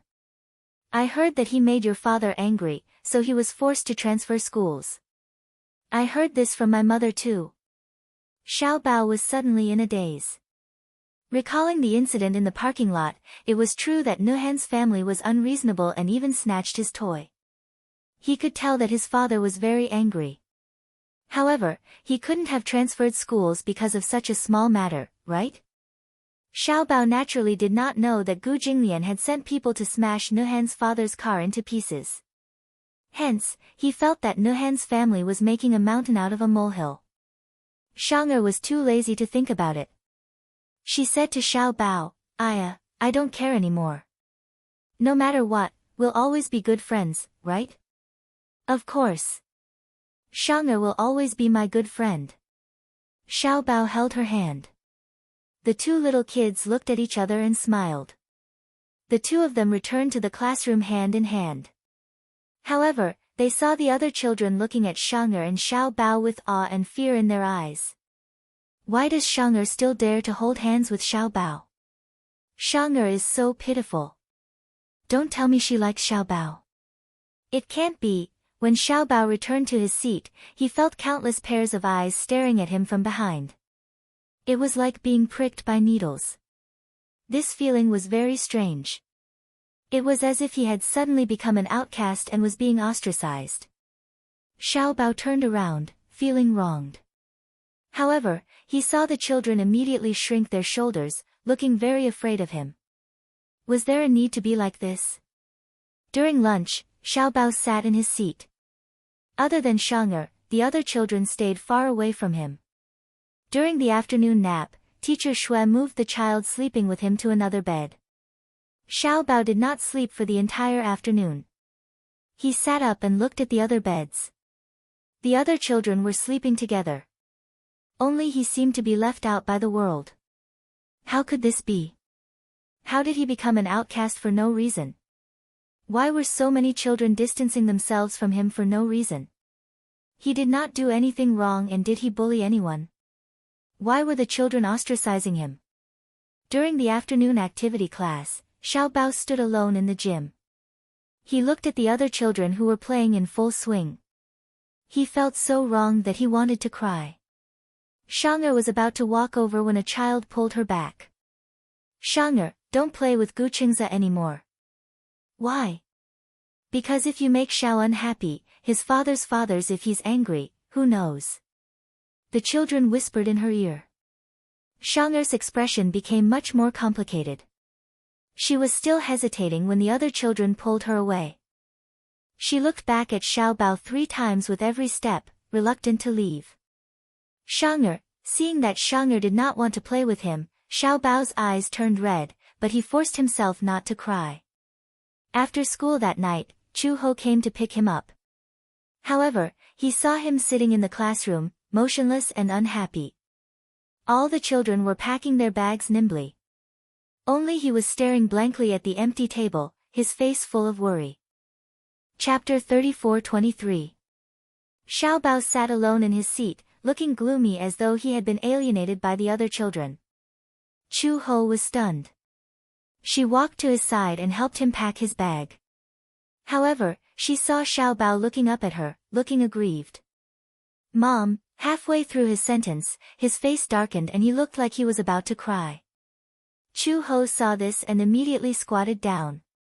She hugged him and asked curiously, "What's wrong? Who bullied you?" "No one bullied me."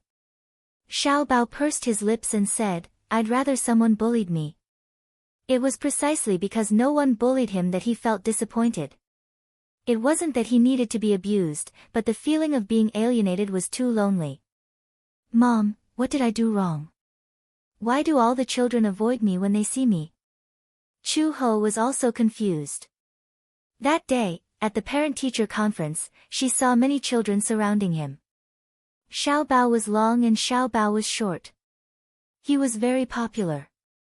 How did everything change after just one weekend?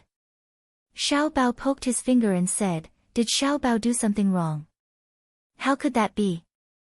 Chu Ho picked him up and comforted him gently. "Xiao Bao is so obedient and not naughty. How could he not like Xiao Bao?" Xiao Bao leaned on her shoulder sadly. He pursed his lips but didn't say anything. Chu Ho sighed helplessly. She carried him with one hand and carried her bag with the other.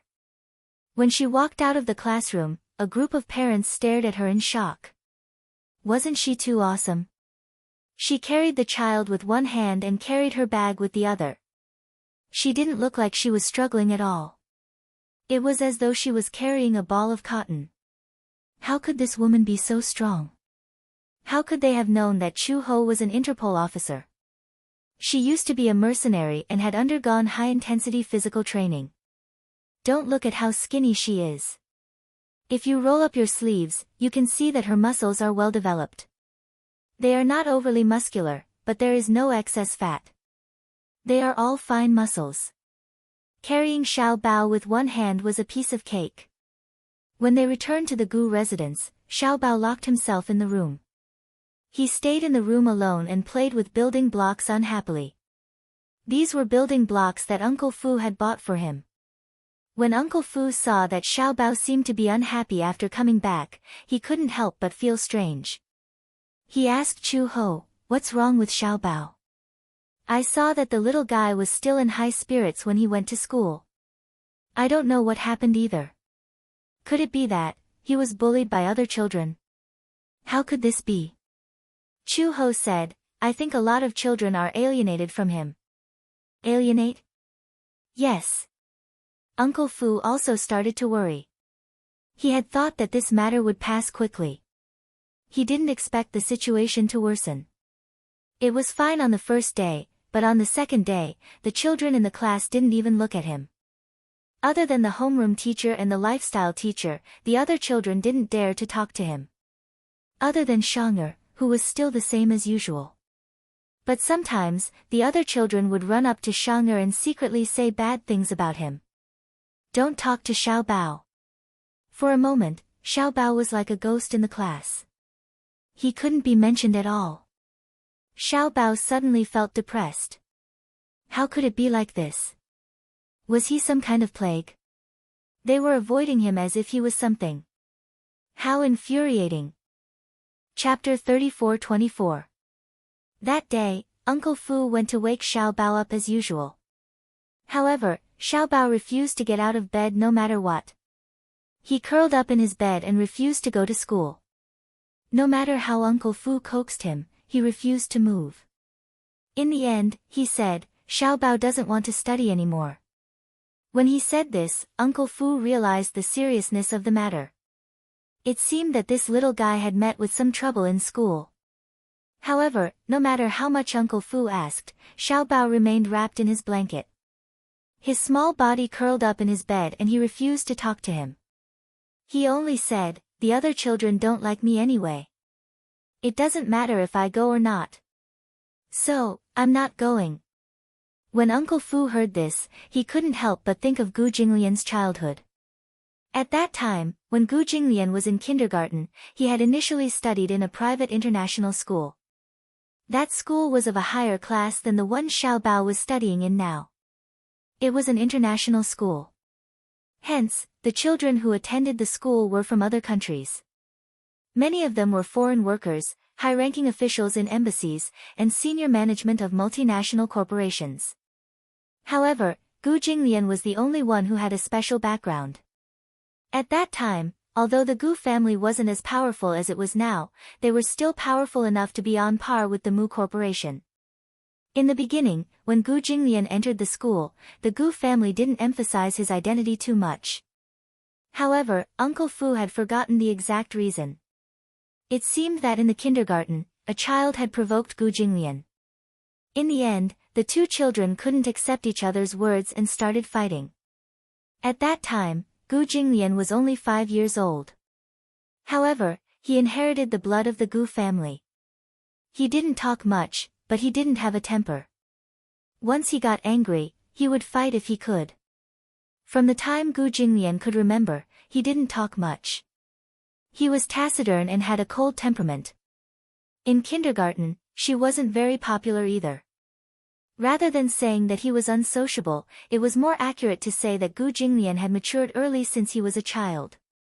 After all, he grew up in such a family environment. What he saw from a young age was unimaginable to other children. Violence and fighting. When he was very young, he even followed his father to patrol the casinos.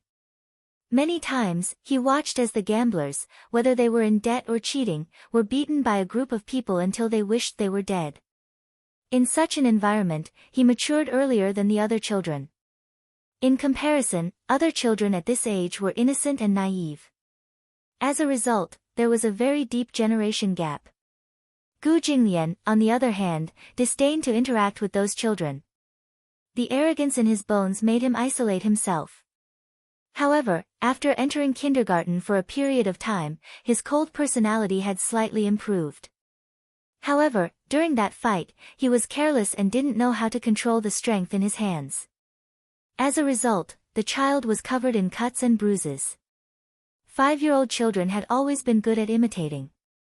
Whatever the adults did, the child would watch from the side and imitate them. Usually, when children fought, they would either grab the child's clothes or give him a soft punch. However, Gu Jinglian pushed the child to the ground, picked up a small stool, and smashed it directly on him. His violent personality scared all the children in the class. However, Gu Jinglian didn't know that fighting like this was wrong. Chapter 34-25. What right did he have to give in to a weakling? When he fought, he also used all his strength, but Gu Jinglian was even more ruthless. Ever since that incident, little Jinglian was immediately quarantined by the children in class and became a dangerous person in everyone's eyes. From that day onwards, his character returned to his former cold, arrogant, and taciturn personality.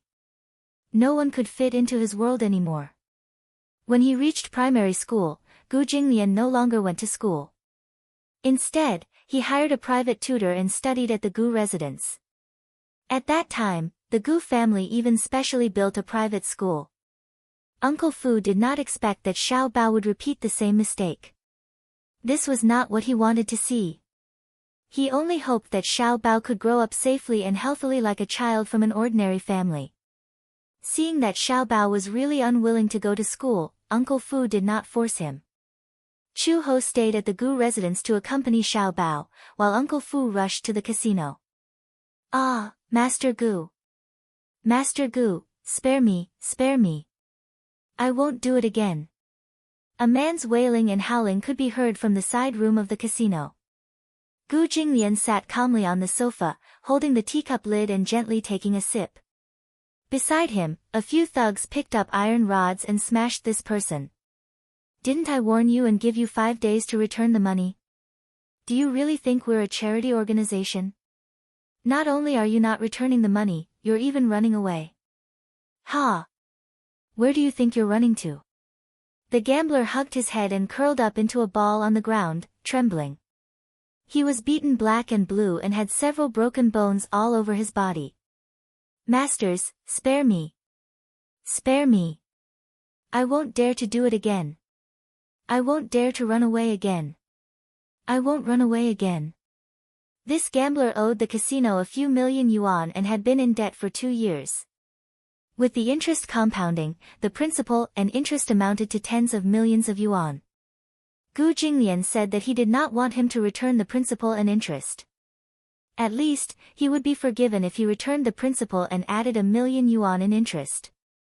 This was already considered extremely benevolent. In the end, after giving an ultimatum, this guy actually wanted to run away. However, the capital was so big and the Gu family's influence spread throughout the capital. Every little movement was under their control. Where could he run to? It didn't take much effort to capture him. Naturally, he had to teach him a lesson. The casino had 2 major sources of income.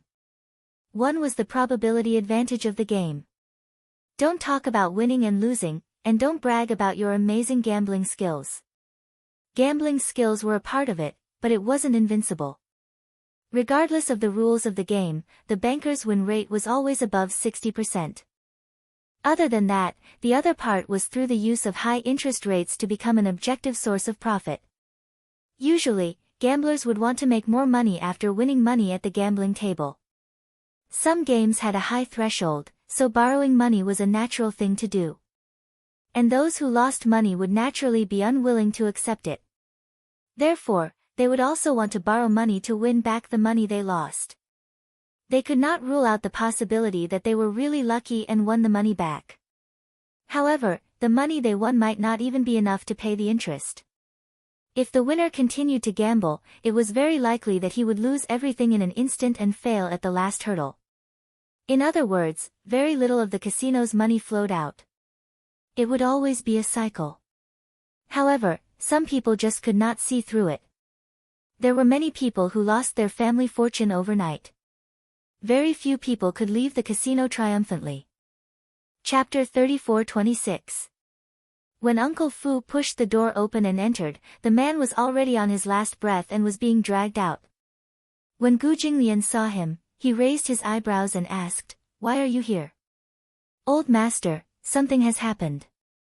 Uncle Fu said vaguely. "What's the matter?" He walked over to Gu Jinglian's ear and whispered a few words. When Gu Jinglian returned to the Gu residence, he went upstairs and hurriedly pushed open the bedroom door.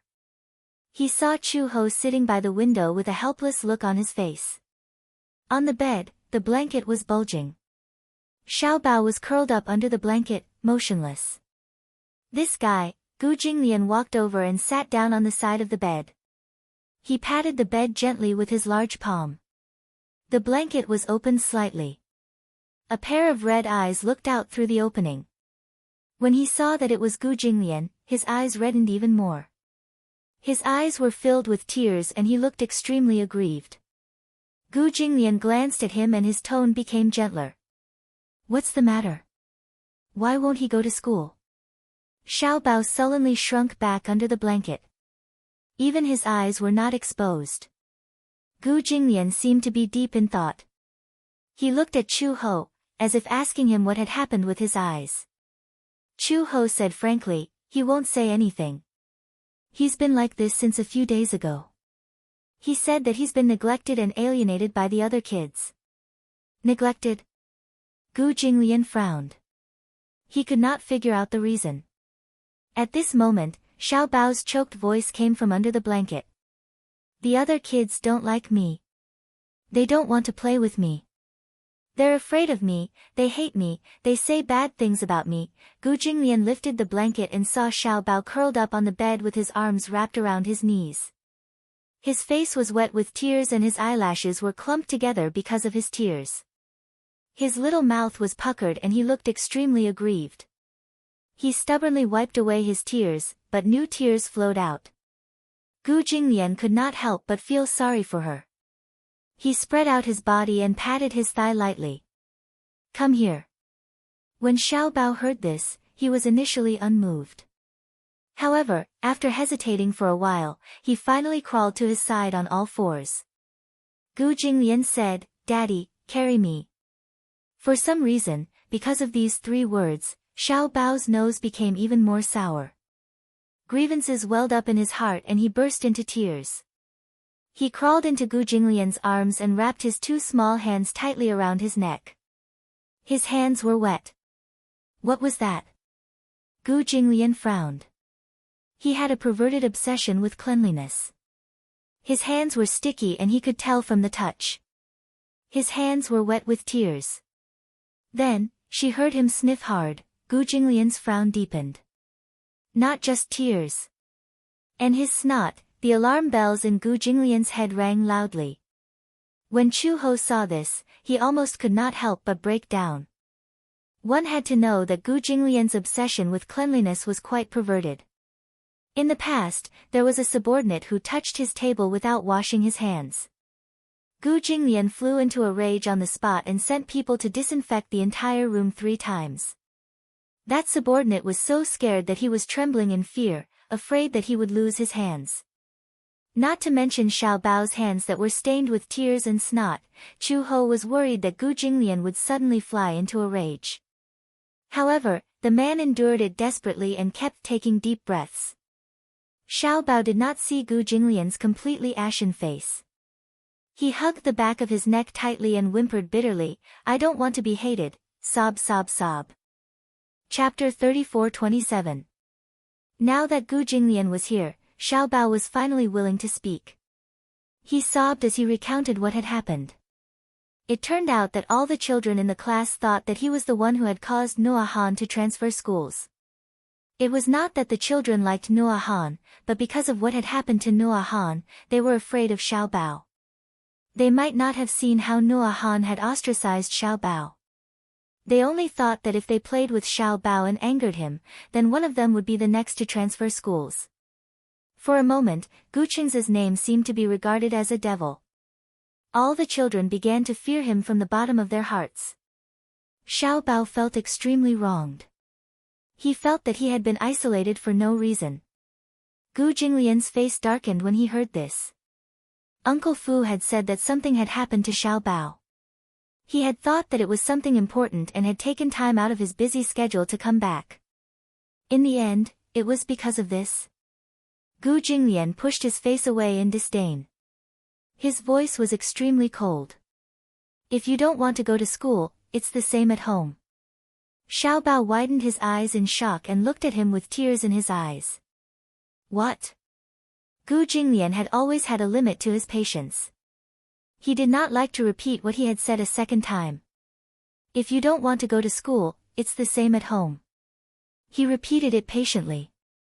Xiao Bao had originally thought that Gu Jinglian would comfort him or hold him in his arms and coax him. He did not expect that Gu Jinglian would actually say that if he did not want to go, then he should not go. Ah, such unexpected words made Xiao Bao dumbfounded. What's wrong? Gu Jinglian raised his eyebrows. You don't want to go? It's the same at home.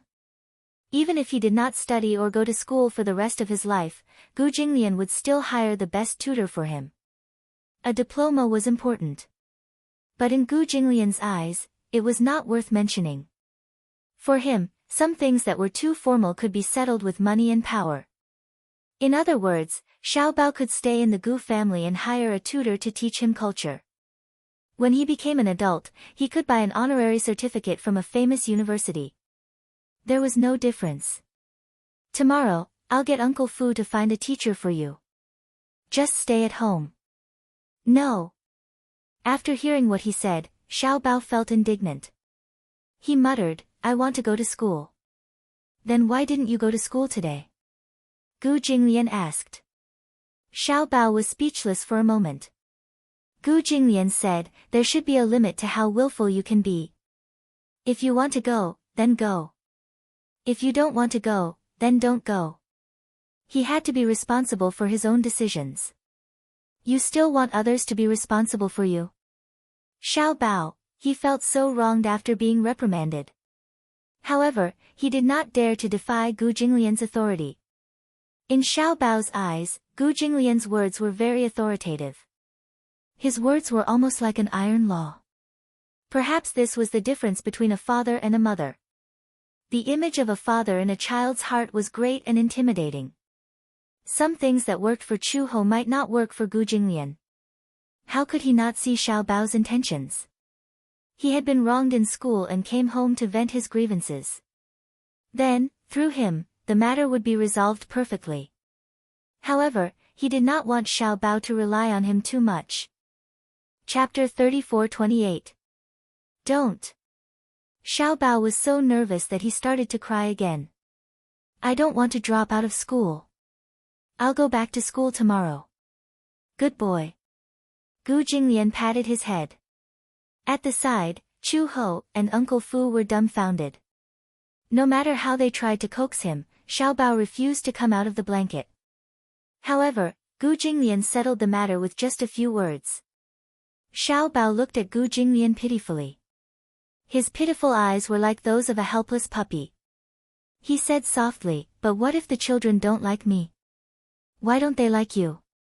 Because, Xiao Bao sniffled and said, because they think I'm not easy to get along with. Gu Jinglian asked, then do you think I'm easy to get along with? Of course. Xiao Bao said seriously, Xiao Bao is so cute and obedient. Teacher Shui said that Xiao Bao is very likable. Gu Jinglian said, then let them know that you're a child worth getting along with. Xiao Bao was enlightened when he heard this. He suddenly realized that he might be able to change the other children's prejudice against him through his own efforts. Gu Jinglian's words seemed to have enlightened him all of a sudden. At this thought, Xiao Bao nodded and said, yes. Xiao Bao understands now. Gu Jinglian stood up and turned around. However, he saw Uncle Fu staring at him as if he was worshipping a god. Master, I didn't expect you to have such a method to deal with children. Was this considered a form of loosening the reins only to grasp them better? Gu Jinglian adjusted his sleeves casually. His gaze was very cold.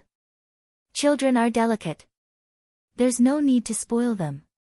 Uncle Fu was speechless. Chu Ho's lips twitched. Although Gu Jinglian's way of educating his child seemed unreasonable, she knew that sometimes, Xiao Bao really needed such a method. The child was too delicate, and in Xiao Bao's eyes, Chu Ho did not seem to have much of a deterrent force. Hence, The child could act coquettishly however he wanted because baby Chu felt that Chu he would definitely indulge him. However, Gu Jinglian was different. What he said just now was not wrong. If he wanted to go, he would go. If he didn't want to go, he wouldn't go. Learning to deal with one's own problems was a form of growth.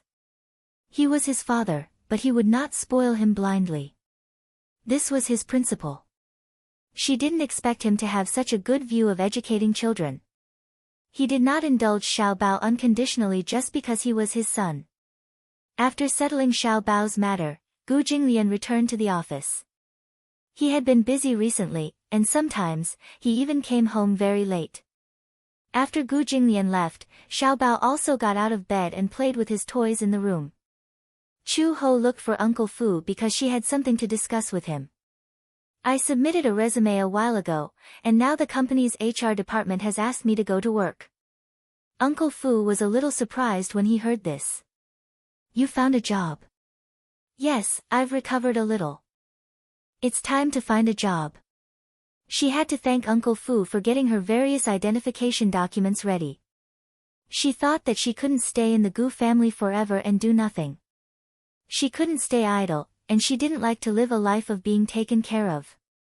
Uncle Fu hesitated for a moment and asked casually, what job? Anti-mafia police. What the hell? Uncle Fu was confused. There was no need to elaborate on Gu Jinglian's identity. Chapter 34-29. One black and one white, the other black and white, the other black and white, it was simply wonderful. Chu Ho saw that Uncle Fu's expression was a little strange and couldn't help but ask, is there a problem?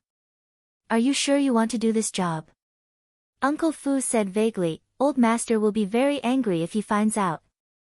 What right does he have to be angry? Chu Ho said unhappily, do I need to ask for his opinion on what kind of job I want? Cough, cough, cough, Uncle Fu cleared his throat and said, Xiao Bao must be the most special child. Why do you say that? Dad is black and Mom is black and white. This. Uncle Fu looked a little embarrassed. Chu Ho was speechless. At night, Gu Jinglian returned to the Gu residence from the company. He had just gone upstairs when Uncle Fu saw that he was back and immediately went up to him. Old master, he saw that Uncle Fu looked hesitant and didn't know what was going on. He raised his eyebrows and thought that something had happened to Xiao Bao again. What is it? It's like this, Uncle Fu cleared his throat and wanted to talk to him about this matter. Chu Ho has found a job. Gu Jinglian was slightly stunned when he heard this. Why is she looking for a job? She said that she wants to rely on herself to support herself. Uncle Fu said truthfully. During this period, Chu Ho had been idle at home because of her health and did not have any source of income. All her expenses were paid by the Gu family. Sometimes, Chu Ho would pick Xiao Bao up from school and Xiao Bao would ask her to buy him any toys that he wanted. However, she didn't have any money on her. Many times, she had to bite the bullet and ask Uncle Fu to buy the toys for her. Then, Uncle Fu would buy the toys for her. It wasn't that Uncle Fu didn't want to give her money, but she felt that it was too embarrassing to take someone else's money. Chu Ho had a strong personality and never liked to live under someone else's roof. Therefore, after her health improved a little, she submitted a few resumes. In fact, the police station did not have an anti-gang position, but most police stations would have an anti-gang department. Thus, the anti-mafia police department was created. However, the organization of the anti-mafia department was different from that of the ordinary police. This department had even stricter requirements for the police. Other than skills and mobility, all other qualities had to be taken into consideration. However, the salary was not much higher, but it was a very dangerous job. Walking in the rain of bullets, it was rare to get injured, but it was common to lose one's life. Therefore, most of the people who were recruited for this profession were retired soldiers or those who were transferred from the special forces. Therefore, this position was not very glamorous, and it was very difficult to recruit anyone. After all, the mindset of young people nowadays was different from before. Their lives were above everything else. As an outstanding police officer of the Interpol, Chu Ho was naturally qualified for this job. Gu Jinglian seemed indifferent and asked casually, "What kind of work?" Uncle Fu said cautiously, "Police." Gu Jinglian was stunned. He turned around and looked at him in surprise. "Police?" "Yes. I heard that it's the anti-mafia police." Gu Jinglian was speechless. How dare she? Who does she want to go against? Uncle Fu was speechless. Gu Jinglian said unhappily, "Why did she want to do this job for no reason?" "Because there's no income." Chapter 34:30. Previously, when Chu Ho was still recuperating, Uncle Fu had asked Gu Jinglian for advice. After careful consideration, he decided to let Chu Ho stay for Xiao Bao's sake. Moreover, he instructed Uncle Fu to transfer $3 million to her account every month. This was a considerable sum of money. After all, if she stayed in the Gu family, she would not need to spend money in most cases. $3 million was just her daily expenses. "I did, but she didn't want it." Uncle Fu felt wronged and immediately tried to defend himself. "She didn't want it?" Why not?" "Because," Uncle Fu explained, "she said that you have a soft mouth when you've received gifts." Uncle Fu continued, "I can see that this girl is quite headstrong. Basically, she doesn't want to accept any favors from others. I didn't expect that she couldn't wait to look for a job as soon as she recovered." Gu Jinglian frowned tiredly and said plainly, "She can look for any job she wants. In the future, there's no need to specially report to me about this kind of thing." He turned around and went into his room, closing the door behind him. What a strange woman. Uncle Fu stood outside the door in a daze. It took him a while to come back to his senses and leave. The next morning, Xiao Bao really got out of bed very early. Yesterday, Gu Jinglian's words to him were really effective. Hence, when Chu Ho came to the room, he was already dressed and packed his school bag. He looked ready to go. Chu Ho sent Xiao Bao to school and reported to the police station. When they heard that there was a new trainee police officer who was directly employed in the anti-mafia department, many of the police officers in the police station were very curious.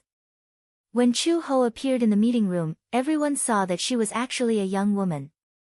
For a moment, they were stunned. Chu Ho stood in front of the podium with her hands behind her back. Her posture was straight and her expression was serious.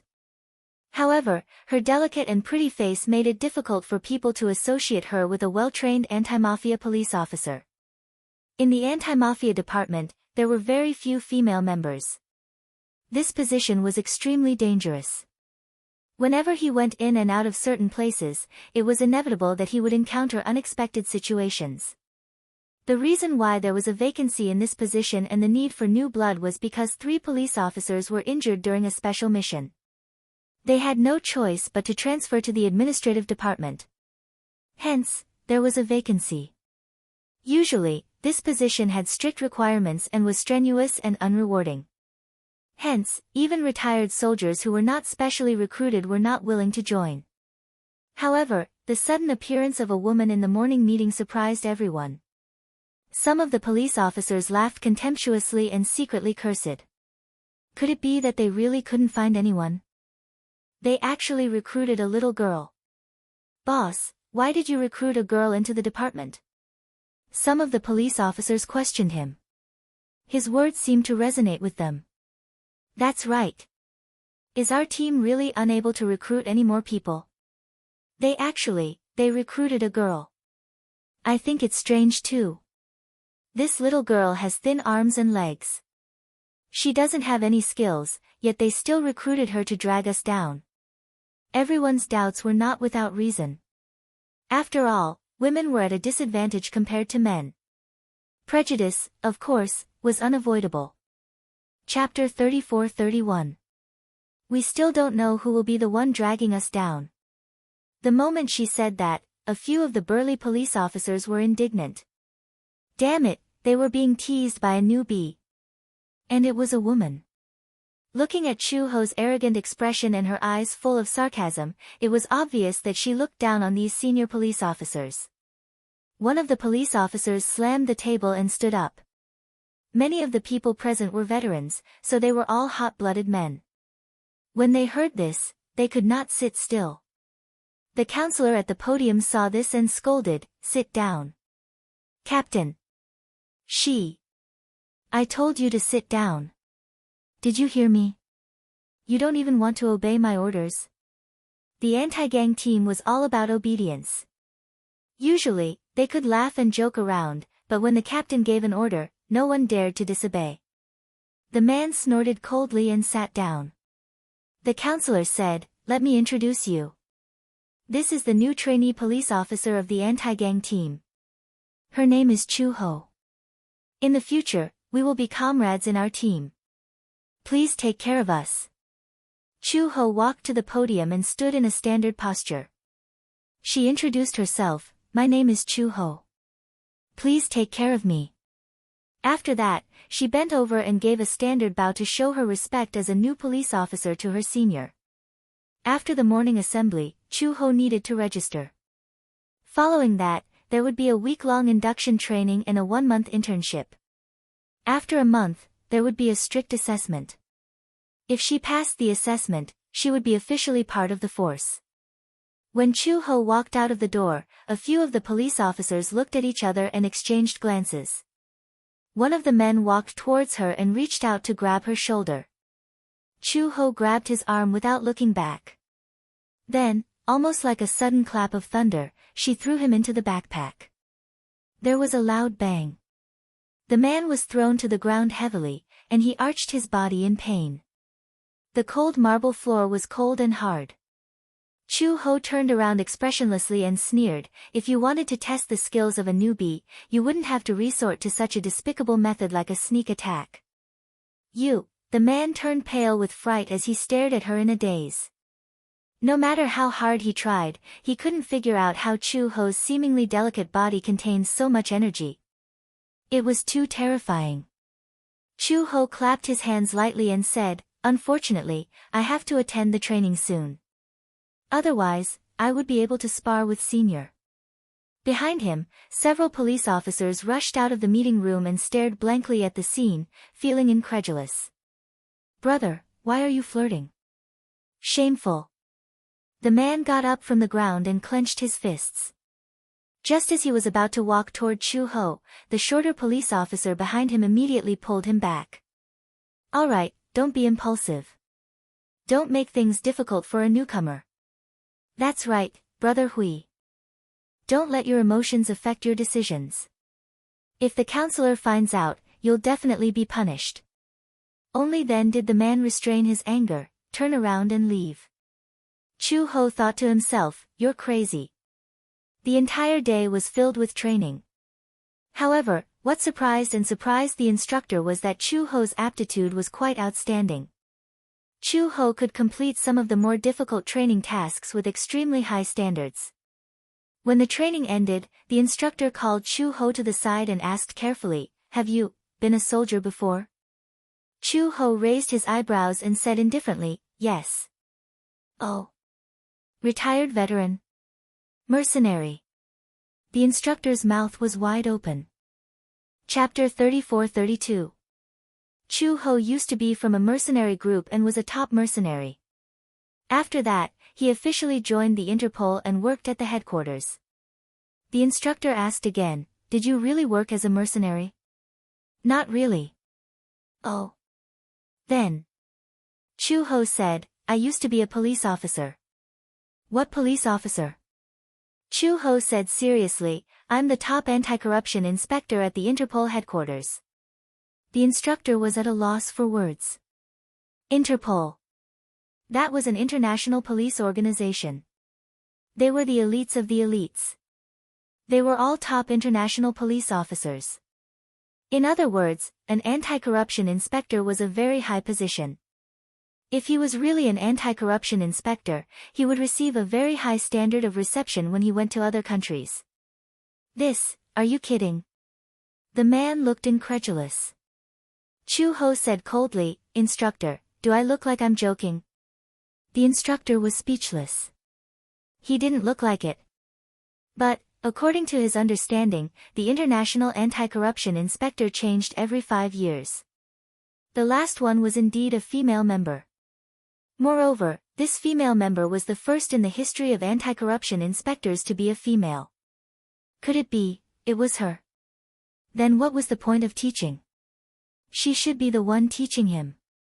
If someone else said this, he might have doubted it. However, Chu Ho was so outstanding that he announced his graduation in one day. Because she didn't need to receive any training at all. As soon as Chu Ho left the police station, the instructor ran to the counselor to ask where Chu Ho came from. The political and law exam.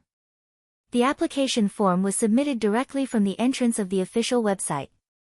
Then, she took the political and law exam and was directly admitted. What's wrong, Instructor Zhang? Is there a problem with her? You let her take part in the induction training? She should be the one to train us. Chu Ho arrived at the kindergarten on time. At the door of the classroom, he saw Xiao Bao packing his bag. Shang'er saw Chu Ho outside the window and exclaimed. Xiao Bao, your mother is here to pick you up. Xiao Bao raised his head. His gloomy face finally regained some color. He carried his backpack and walked out of the classroom. He threw himself into Chu Ho's arms, looking a little aggrieved. Mom, the kids are still ignoring me. On the way back, Xiao Bao was still unhappy. When Chu Ho asked him again, Xiao Bao finally said, I tried to talk to them, but they kept away from me, as if I was a big monster. He did as Gu Jinglian said and tried his best to be responsible for his own affairs. However, the child was still unwilling to talk to him. He was vexed. Chu Ho picked him up and kissed his rosy cheeks tenderly. Don't rush. Take your time. Chu Ho suddenly asked, your birthday is coming up. Have you thought about what kind of birthday party you're going to hold? Xiao Bao poked his finger and said, I want to spend it with Shang, Jin, Chu Ho remembered. Ah, the little girl sitting in front of you? Yeah. Do you like her? Xiao Bao blushed and immediately said, no, look at you. Your face is red. You still say you don't like her? Chapter 34-33. Sure. Xiao Bao was excited. However, he suddenly thought of something and hesitated. What if they don't want to come? Why would they? Chu Ho smiled. If it's a sincere invitation, why wouldn't they want to come? Xiao Bao, don't you know how to draw? You can make an invitation letter for each of the children and invite them to your birthday party. Xiao Bao nodded heavily. Chu Ho brought Xiao Bao around the stationery store and bought watercolor pens, colored pencils, and cardboard cards. When they got home and had dinner, Xiao Bao and Chu Ho started the huge project. Let's make one for Shang first. With that thought in mind, Xiao Bao began to move. However, how should he make the invitation card? Xiao Bao was in a dilemma. Chu Ho asked him, aren't you good at drawing? Draw Shang, then draw you and write some words. That's it. Xiao Bao was inspired. Hence, he held the pencil and started to draw stroke by stroke. When Uncle Fu walked in, Xiao Bao had already finished drawing Shang, He had a strong talent for drawing. Although the Shang, he drew was not as realistic as the sketch, the cartoon version of Shang, had a pair of big watery eyes, a small nose, and cherry lips. She was wearing a beautiful dress and standing in front of a beautiful castle. Xiao Bao added himself. The two of them were holding hands and flowers were blooming in front of them. It was a childish romance. Chu Ho thought to himself, when this kid grows up, he'll definitely be good at getting girls to like him. I'm done. Xiao Bao showed the completed invitation card to Chu Ho and Uncle Fu. The latter was stunned. Xiao Bao's drawing is so good. Yeah. Did he learn how to draw before? Chu Ho shook his head. No, he seems to have been born with a natural talent for drawing. Uncle Fu smiled. Then she must have inherited old master's talent in painting. When Chu Ho heard this, he was stunned. Is Gu Jinglian very good at painting? Old master is good at painting.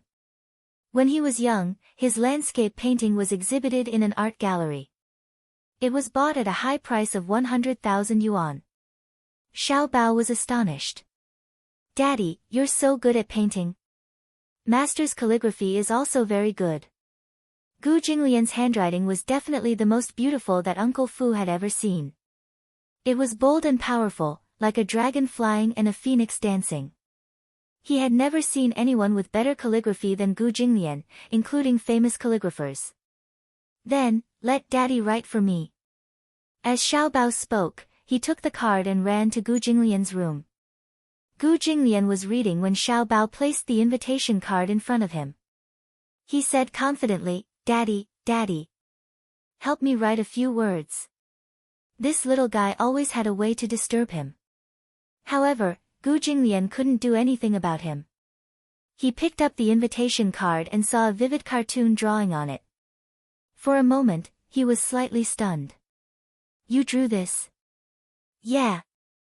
Xiao Bao's birthday is next month. This is the invitation card. Birthday? Gu Jinglian remembered that it was indeed his birthday next month. He picked up the fountain pen and asked, what should I write? Well, just write, Dear Shang, I really hope that you can come to my birthday party. Gu Jinglian picked up the pen and wrote it down before handing it to him. Xiao Bao took the invitation card from him and glanced at it. He was also impressed by Gu Jinglian's elegant handwriting. Chapter 34-34. Daddy's handwriting is so beautiful. Gu Jinglian's ears really liked this compliment. After finishing the card, Xiao Bao felt sleepy. After all, the time at night was limited. By the time he finished the card, it was already 8:00 in the evening. After taking a shower and brushing his teeth, he went back to bed to rest. The next morning, Xiao Bao went to class and secretly stuffed the invitation card under Shang'er's desk. He was a little embarrassed to give it to her face. Shang'er went to class and was about to stuff her bag under her desk when she noticed something in it. She took it out and found that it was something like a card. She flipped it open and saw a cartoon drawing of a little girl in a dress and a boy in a suit standing in front of a castle. They were holding hands and looked very cute. She could recognize some of the words and understood that it said, Dear Shang'er, I really hope that you can come to my birthday party. Gu Chengzi. Shang'er took the invitation card and turned around. She saw Xiao Bao sitting in his seat with a red face and looking a little restless. She smiled and asked, Xiao Bao, did you stuff this in my desk? Yes. Yes. Your birthday is coming up soon. Yes. Xiao Bao said seriously, my mom, dad, and I made this together. Mom was in charge of making the invitation card, I was in charge of drawing, and dad wrote the words. Wow! Shang'er exclaimed, you drew this? Isn't it too beautiful? Her voice was a little loud and almost the whole class heard her. When the other children saw this, they immediately crowded around and fought to take the invitation card from Shang'er's hands.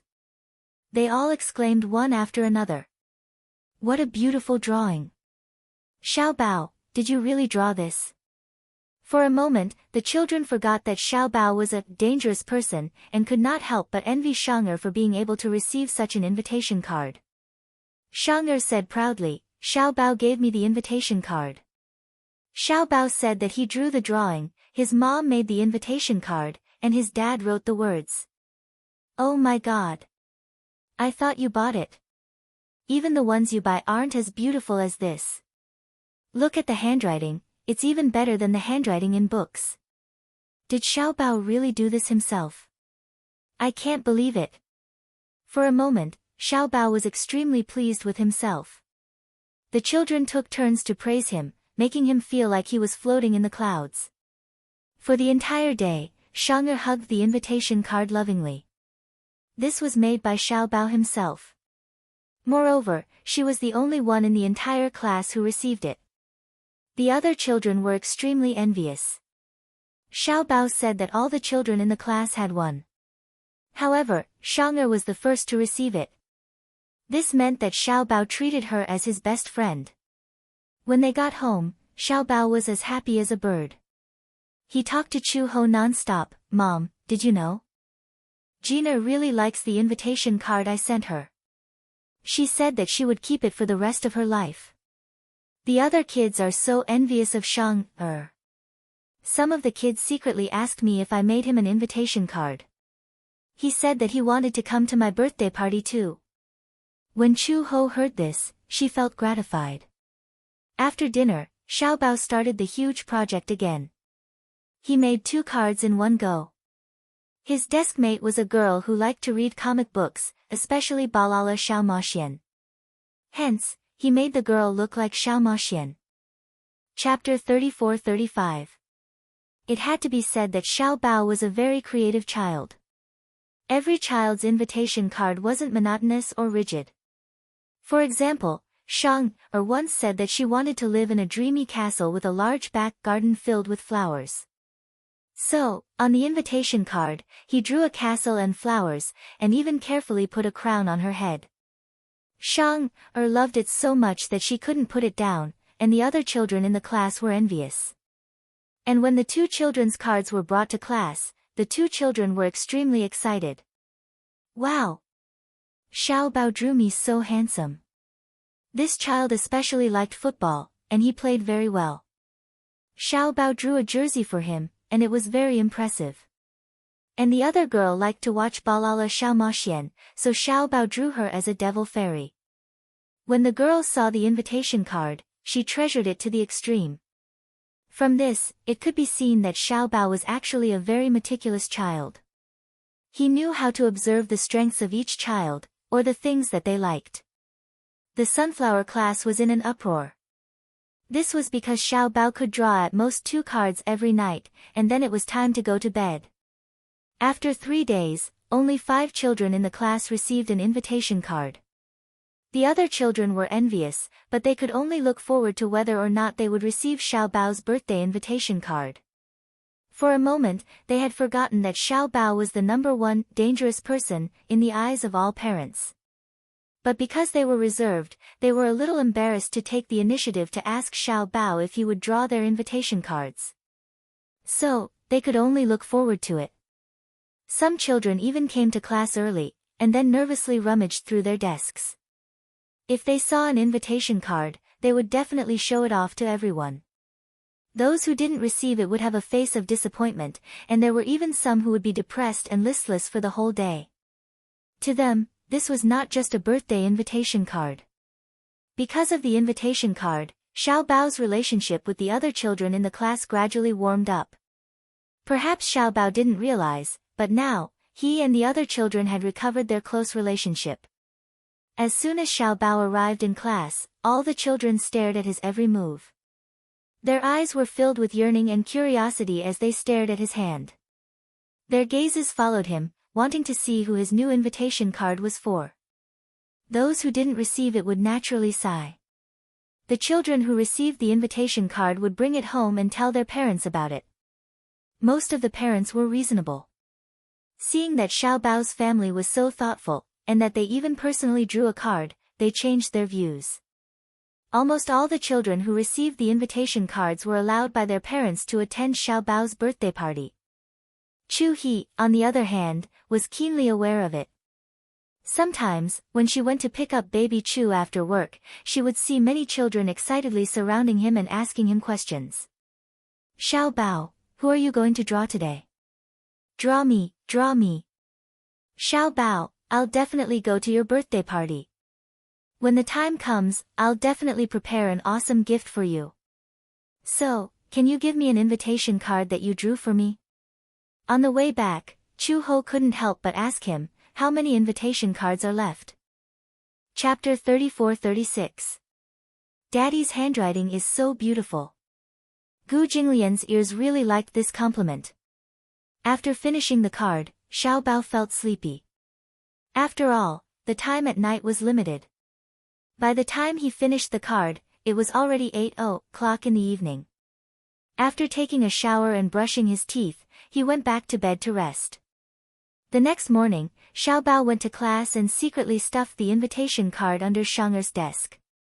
He was a little embarrassed to give it to her face.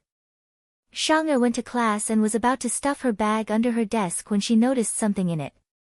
She took it out and found that it was something like a card. She flipped it open and saw a cartoon drawing of a little girl in a dress and a boy in a suit standing in front of a castle. They were holding hands and looked very cute. She could recognize some of the words and understood that it said, "Dear Shang'er, I really hope that you can come to my birthday party. Gu Chengza." Shang'er took the invitation card and turned around.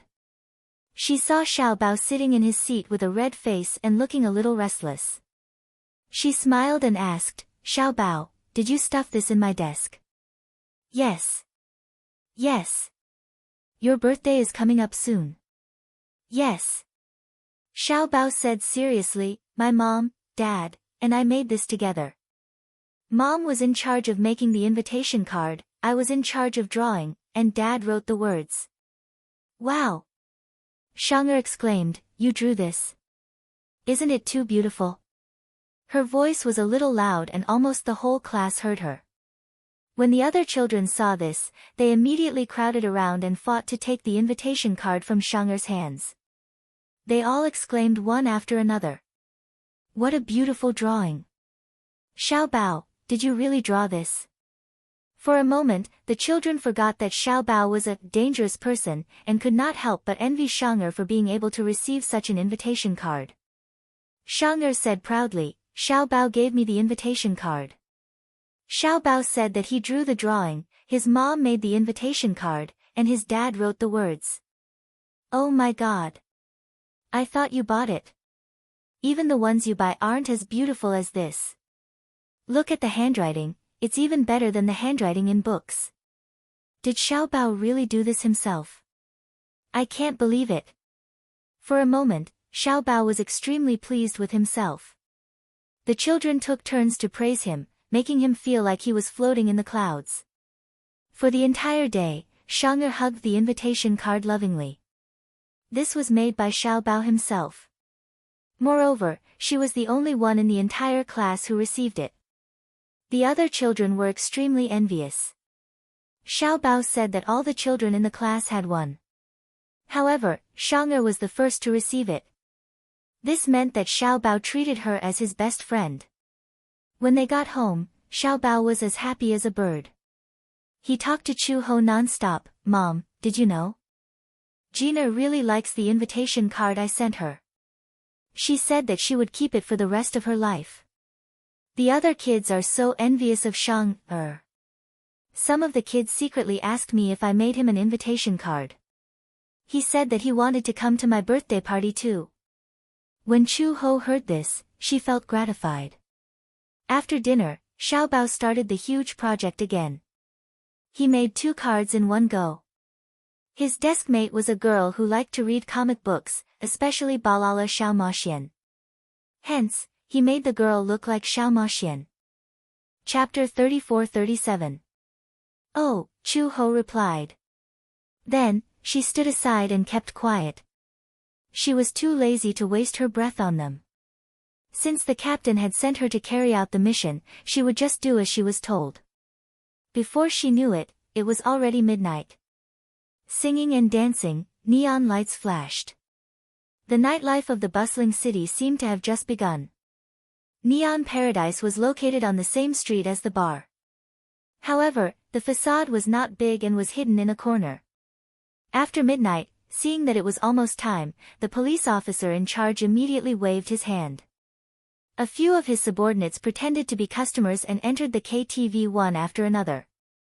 When they walked into the KTV, they saw a big round table. As the KTV entered the midnight area, in order to attract more people, many girls in bathing suits stood on the dance floor and showed off their supplies. They danced provocatively to attract attention. "Vice Captain, we've found the room, 4302. A colleague's low voice came from the earpiece. The vice captain turned around and glanced at the crowd. He said slowly, 4302, one of you go and check how many people are in the room. Chu Ho was about to walk out, but someone was faster than her. A tall and thin man stood out. Vice Captain, I'm more familiar with the terrain here. I'll go and check the situation first. Okay, go and see how many people are in the room. Okay. That person left quickly.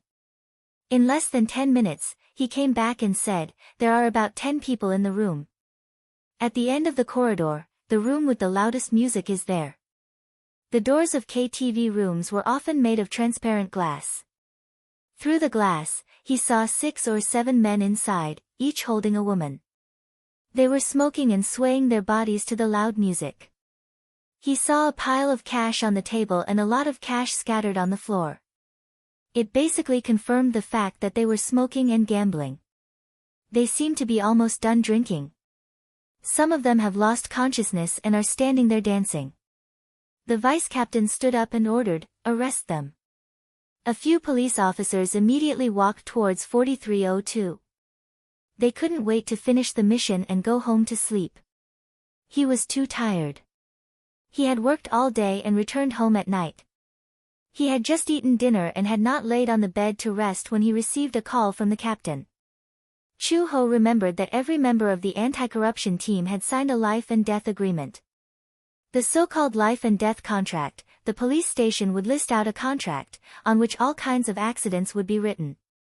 Therefore, when they joined the anti-mafia group, they all knew that this position was dangerous. Moreover, it was a thankless task. The bars in Beijing were the hardest hit areas. The few of them walked to the door of room 4302 one after another. 2 on the left and 2 on the right. They stood at the door, waiting for the right opportunity. Chu Ho finally lost his patience. If they continued to wait like this, how long would it take? It was just catching a few criminals, was there a need to waste so much effort? She walked to the door, and before the police officers could react, they watched her raise her foot and kick the door open. The sudden loud noise frightened everyone in the room. This was especially true for the women. They were so frightened by this huge commotion that their faces turned pale. A few police officers were secretly angry at her for acting rashly. They gritted their teeth in hatred. This newbie only knew how to delay and regret. Why did she have to beat the grass and scare the snake? Chapter 34-38. This stupid woman, why did she have to alert the enemy? However, they did not have time to complain. They immediately pulled out their pistols from their waists and rushed in. Don't move. Put your hands up and squat on the floor. Hurry. Ah, screams could be heard everywhere. In the air, there was a strange aroma and a strong smell of alcohol. On the floor, there were many bottles of alcohol and red banknotes spread out on the floor, forming a thick stack. Chu Ho frowned. However, in the private room, a man with 2 women in his arms laughed coldly. Who are you? Damn it. You've ruined my mood. It was obvious that the atmosphere was at its climax. Chu He's sudden intrusion had spoiled their mood. Even an idiot could tell that these people, who were wearing ordinary clothes and holding pistols, were plainclothes policemen. However, they were not afraid. A few burly men slammed their pistols on the table. With cigarettes in their mouths, they sneered, "Are you new police officers? Do you know who our boss is? It's not your place to be so presumptuous. Don't blame us for being rude if you ruin our boss's mood." The police officers looked at each other. Just as they were at a loss as to how to end the situation, Chu He suddenly smirked. She picked up a wine bottle with the tip of her foot and held it in her hand. She threw the bottle at the officer, who was about to load his gun, and it hit his wrist. The bottle shattered. The man cried out in shock. His wrist shook and the pistol fell to the floor. The man cursed and immediately bent down to pick it up. Chu He, on the other hand, was quick to react. With a kick on the stairs, she leaped into the air and landed a dashing flying kick on his nose. Ugh, the man groaned. Due to the huge inertia, he flew a few meters away. Everyone was dumbfounded. Chu Ho's kick was too cool. They did not expect her to be so strong when she was so skinny. One had to know that this man was so tall and sturdy, yet he was sent flying by her kick. While everyone was still in a daze, Chu-ho casually grabbed the gun and loaded it in half a second. She glanced around the room and shouted, "Put your hands on your head and squat on the ground. Don't move." A middle-aged man, who was surrounded by a crowd of people and looked like a boss, slammed the table angrily and stood up. He pointed at her nose and scolded, "Who do you think you are? How dare you behave so atrociously in my territory? Are you trying to show off to me?" Chu-ho didn't have the patience to listen to his nonsense. He flipped over to the table, picked up the wine bottle, and smashed it toward his face. Only a clang sound was heard. In the next second, there was the sound of a wine bottle shattering. The bottle exploded on the man's face, and his nose was broken by her. Everyone was even more dumbfounded. F***CK, UF**King B**TCH, how dare you hit me? The man covered his bleeding nose, pointed at Chu-ho and shouted, "Go!" A group of men rushed toward Chu-hee in a hubbub. Clang, crash, clang, clang, clang, clang. 2 minutes later, a few police officers looked at the mess on the floor in shock.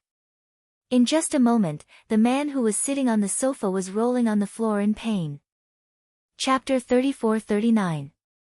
There were so many men, but this woman had taken care of them all by herself. The police officers were in disbelief. Chu-ho looked around and saw her colleagues behind her looking as if they had seen a ghost. She frowned. "What are you all standing there for?" It was only after she had spoken that everyone came to their senses. Where are the handcuffs?" Chu-ho said angrily, "Cuff them up." Oh. The police officer was shocked and immediately took out the handcuffs to tie them up one by one. When he called the captain to report to him, he was still waiting anxiously at the police station for news. After all, the target of this operation was an underworld organization with a strong background in the city. They specialized in selling drugs and had a group of prostitutes under them who were involved in sex trafficking. The anti-mafia team had been watching them for a long time and had been waiting for an opportunity to take action. They were worried that some of their colleagues would be injured in this operation. They were especially worried about Chu-ho. She was a woman, and although she had skills, but, just as the captain was thinking about this, his cell phone rang. He was shocked. It had not been long since they took action. Could it be, what had happened? He picked up the phone in fear. It was Chu-ho's voice. "Captain, we're about to pack up." "Pack up?" The captain furrowed his brows. "They ran away. They're on the way back to the police station. We've caught them and are about to bring them back for interrogation." The captain opened his mouth wide in shock. He looked as if he had seen a ghost. So fast. That was too fast. He could not believe it. However, when Chu-ho and a few other police officers brought the 15 suspects back to the police station, the captain finally believed it. Originally, the few experienced police officers in the anti-mafia team looked down on Chu-ho. She was just a woman, yet she was in the anti-mafia team. No one was convinced. However, after this experience, they saw with their own eyes that she had subdued the 15 suspects within a few minutes. Especially her outstanding skills, it was simply shocking to the point that people's eyeballs almost popped out. At this moment, the others were completely convinced. You really could not judge a book by its cover. Just by looking at her appearance, it was hard to imagine that Chu-hee's weak body contains so much energy. How did she do it? This woman's background was not simple. One of the police officers had not recovered from the thrilling scene just now. He walked up to the captain and asked in surprise, "Captain, this new woman. Is she really a woman?" Her skills, her courage, and her calmness in the face of trouble really made these men feel inferior. The captain frowned and asked, "What happened just now?" Just now. Before he could finish speaking, Chu-ho walked to the captain and said, "The mission is over." The captain immediately came back to his senses, nodded, and said with a smile, "Thank you for your hard work." Chu. Or I have a car, why do you need to take a taxi? I'll send you back. You've worked hard today. I'm worried about you walking alone at night. Could it be that Captain is worried that I'll be attacked by criminals while walking at night? The captain was speechless. There was really nothing to worry about. Chapter 34:40. The captain said, "Give me a call when you get home." Chu-ho nodded. When she turned around, she broke out in a cold sweat. How could she let the captain of the anti-corruption team send her back to the Gu family? If he looked up and saw that she was staying with the Gu family and recognized the Gu family mansion, he would definitely be in a mess. She was about to leave when the captain called out to her from behind. Chu-ho. Yes? She came back to her senses and looked back abruptly. Her elegant face, however, was a man who was more than 1.8 meters tall. His face immediately turned red. He stammered for a long time, but he couldn't think of what he was going to say. Thus, he stammered, Be careful on the road. Okay, don't worry. I'll be fine. Chu-ho left after saying that. A few policemen came up to him. Seeing that the captain was blushing, they couldn't help but tease him, "The captain is blushing. How rare. How rare. Don't tell me you've taken a fancy to her." The captain said angrily, "What nonsense are you talking about? Hurry up and interrogate the criminal." Oh. The few of them turned around resentfully and walked towards the interrogation room. The captain seemed to have thought of something and said sternly, "Wait. What's the matter?" "I thought of what I was going to say." The captain said, "Since Chu-ho has just joined our anti-corruption team, let's hold a welcome banquet for her tomorrow night. In any case, as her seniors, we have to properly entertain this new policewoman, don't we?" The few of them looked at each other but didn't object. After tonight's operation, everyone's impression of Chu-ho had changed. They had originally thought that this woman wouldn't have any skills and that they would have to take care of her while carrying out the mission. In the end, they didn't expect that she would be the most capable one. Those who had been prejudiced against her were completely dispelled now. Okay. It's settled then. When Chu-ho reached home, it was already 1:00 in the morning. Xiao Bao was originally asleep, but no matter how careful she was, she still woke the little guy up. Because Chu-ho was not around, the little guy did not sleep well. In the middle of the night, he heard some noises. When he opened his eyes, he saw Chu-ho enter the room quietly. She didn't seem to realize that Xiao Bao had woken up, so she still tiptoed and changed into her pajamas. Just as she was about to get into bed, she suddenly thought of something. She took out her phone and dialed a number. The call was quickly picked up. "Chu-ho, are you home yet?" The room was so quiet that the man's voice on the phone was so obvious.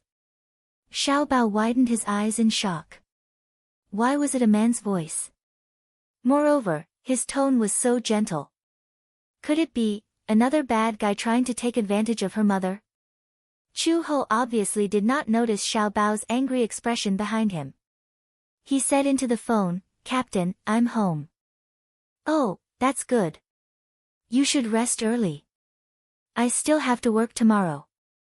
"Okay, got it." Chu-ho hung up the phone and turned around. Xiao Bao immediately closed his eyes and pretended to be asleep. She quietly got into bed, tucked him in, and hugged him to sleep. She fell asleep very quickly, but Xiao Bao suddenly had insomnia. Thinking of that man's unfamiliar phone call, he was suddenly filled with vigilance. Chapter 34:41. The little guy was so immersed in his own world that he didn't notice Uncle Fu entering the room. Uncle Fu looked at him in surprise. "Xiao Bao, why are you up so early today? You don't even need me to wake you up." Xiao Bao turned around in shock. Seeing that it was Uncle Fu, he rushed into Uncle Fu's room. "Uncle Fu. Bad news. Bad news." Uncle Fu was startled by the little guy's shouting. He hugged him and quickly asked, "What's wrong? What's bad news?" Sob sob sob sob. Xiao Bao said tearfully, "Bad news. Mommy seems to have been targeted by a big bad guy." What? Big bad guy? When Fu Bo heard this, he was completely confused. He didn't know what he meant. Xiao Bao said angrily, Mommy went out last night and didn't come home until late at night. Once she got home, she called a man. That man seemed very intimate. The point is, when Mommy used to work, many men chased after her. I'm so angry. Uncle Fu was speechless. Chu Ho went out in the middle of the night. Came home very late. Could it be, was he on some mission? Early in the morning, he heard that a few triad leaders had been arrested. Could it be that he was on a mission last night? Uncle Fu, what should we do? Xiao Bao was still immersed in his own world of despair. He tugged at the corner of his shirt and cried, what if Mommy gets chased away by other men? No, Xiao Bao, don't cry. No. I want to find Daddy. Xiao Bao pushed Uncle Fu away and ran upstairs. Uncle Fu saw this and immediately chased after him in fear. No. Xiao Bao, Master is still sleeping. He chased Xiao Bao all the way upstairs and saw Xiao Bao rushing into Gu Jinglian's bedroom. He pushed the door open and barged in. When Uncle Fu saw this, his heart nearly jumped out of his chest. Could it be that this fellow had not experienced his master's terrible temper when he woke up? The old master had slept very late last night. As a result, he was disturbed by this child early in the morning. He would definitely be angry. Uncle Fu immediately rushed into the room, only to see Xiao Bao walking into the bedroom.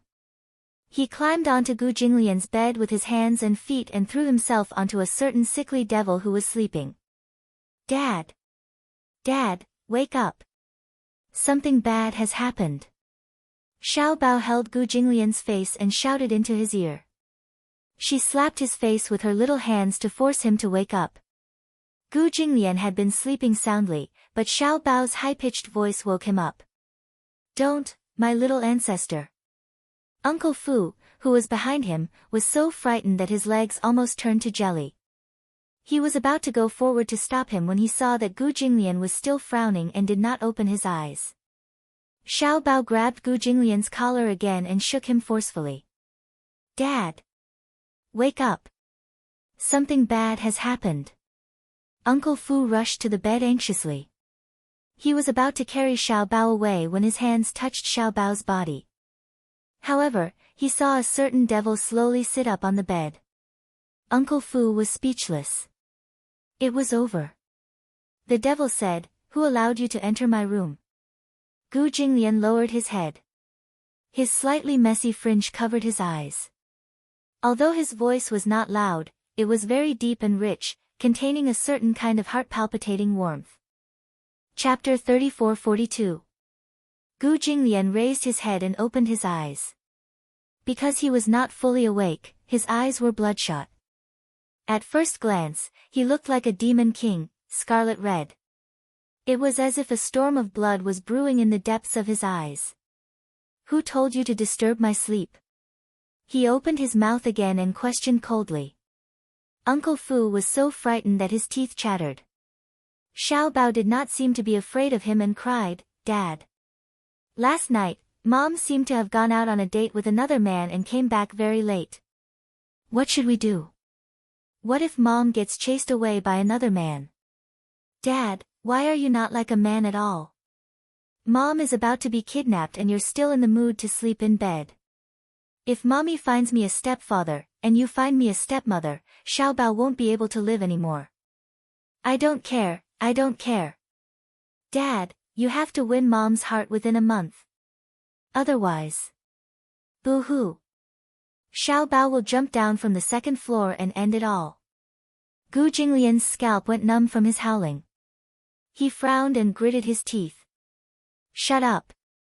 Don't be noisy. Dad, do you really not like Mom? It's okay if you don't like her. You can win her heart first and then slowly develop feelings for her. If you don't say anything, I'll take it as a yes. Gu Jinglian did not listen to anything he said.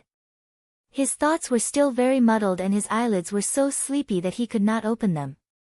Xiao Bao was still yelling in his ear, but he could not hear what this guy was yelling about. He was a little impatient. Whatever. Let him wake up first. With that, he fell back onto the bed with a thud.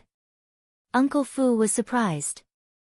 Master did not kick Xiao Bao off the bed unexpectedly. For some reason, his temper seemed to have been restrained. Could it be, Uncle Fu? Dad agreed. Xiao Bao clapped his hands happily. The corner of Uncle Fu's lips twitched as black lines appeared on his face.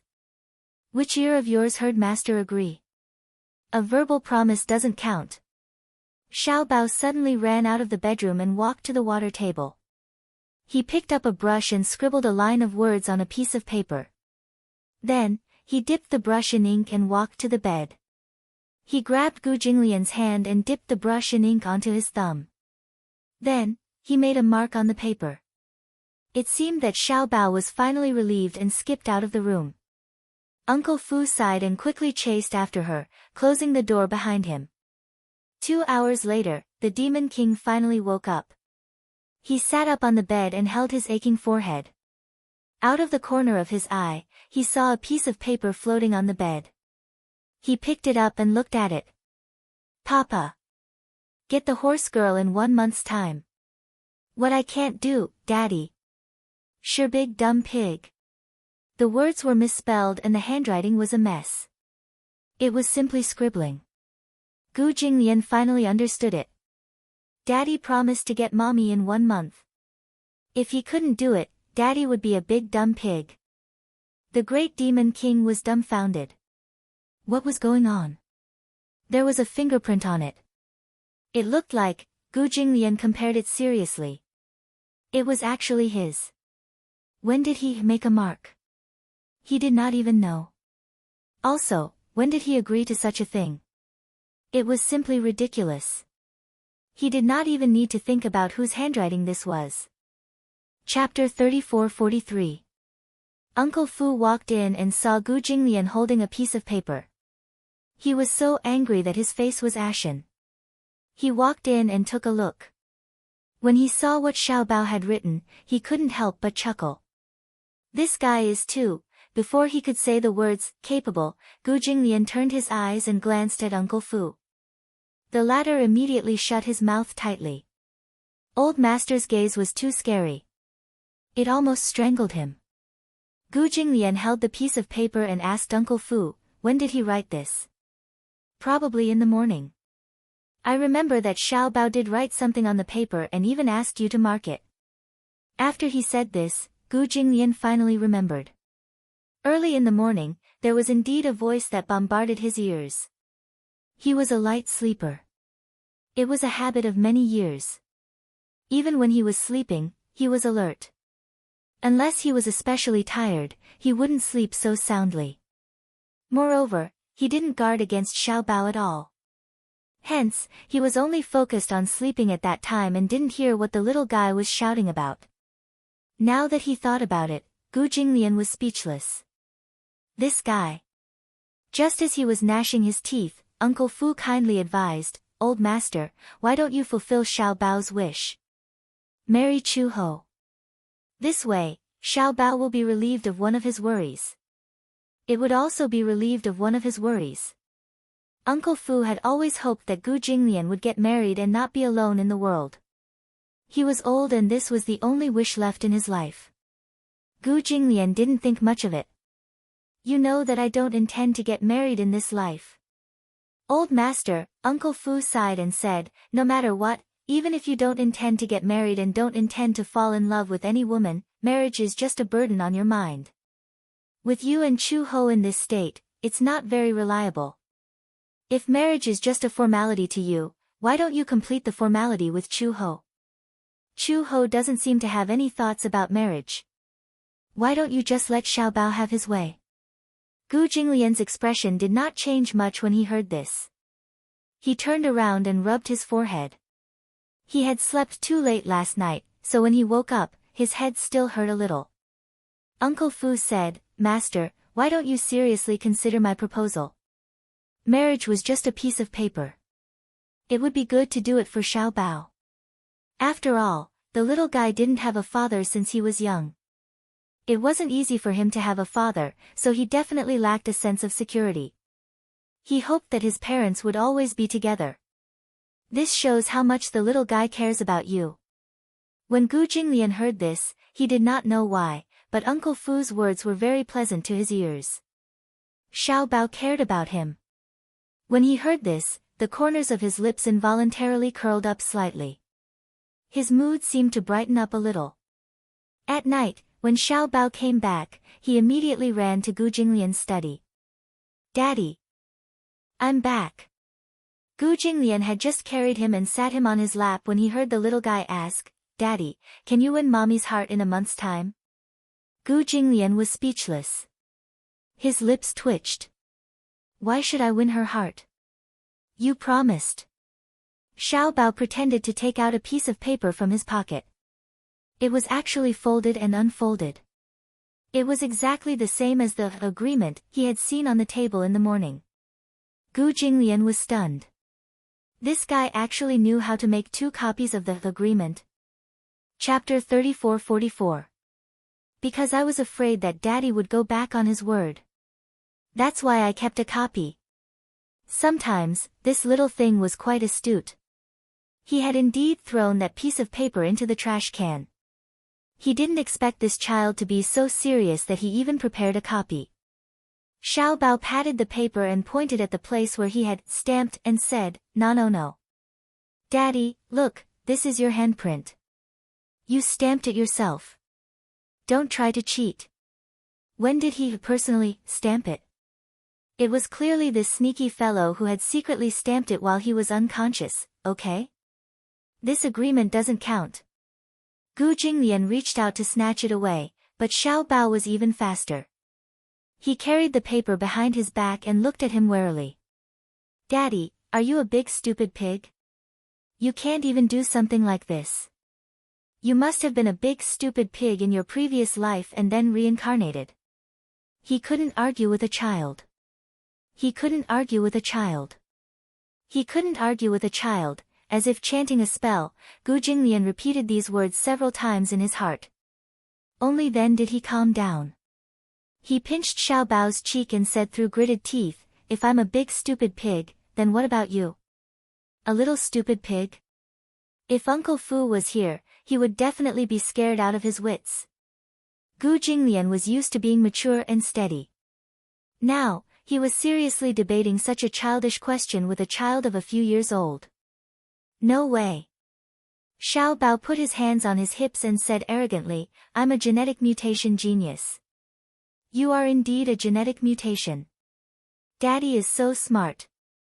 How can you be so stupid? Xiao Bao heard this and said angrily, How dare you call me stupid?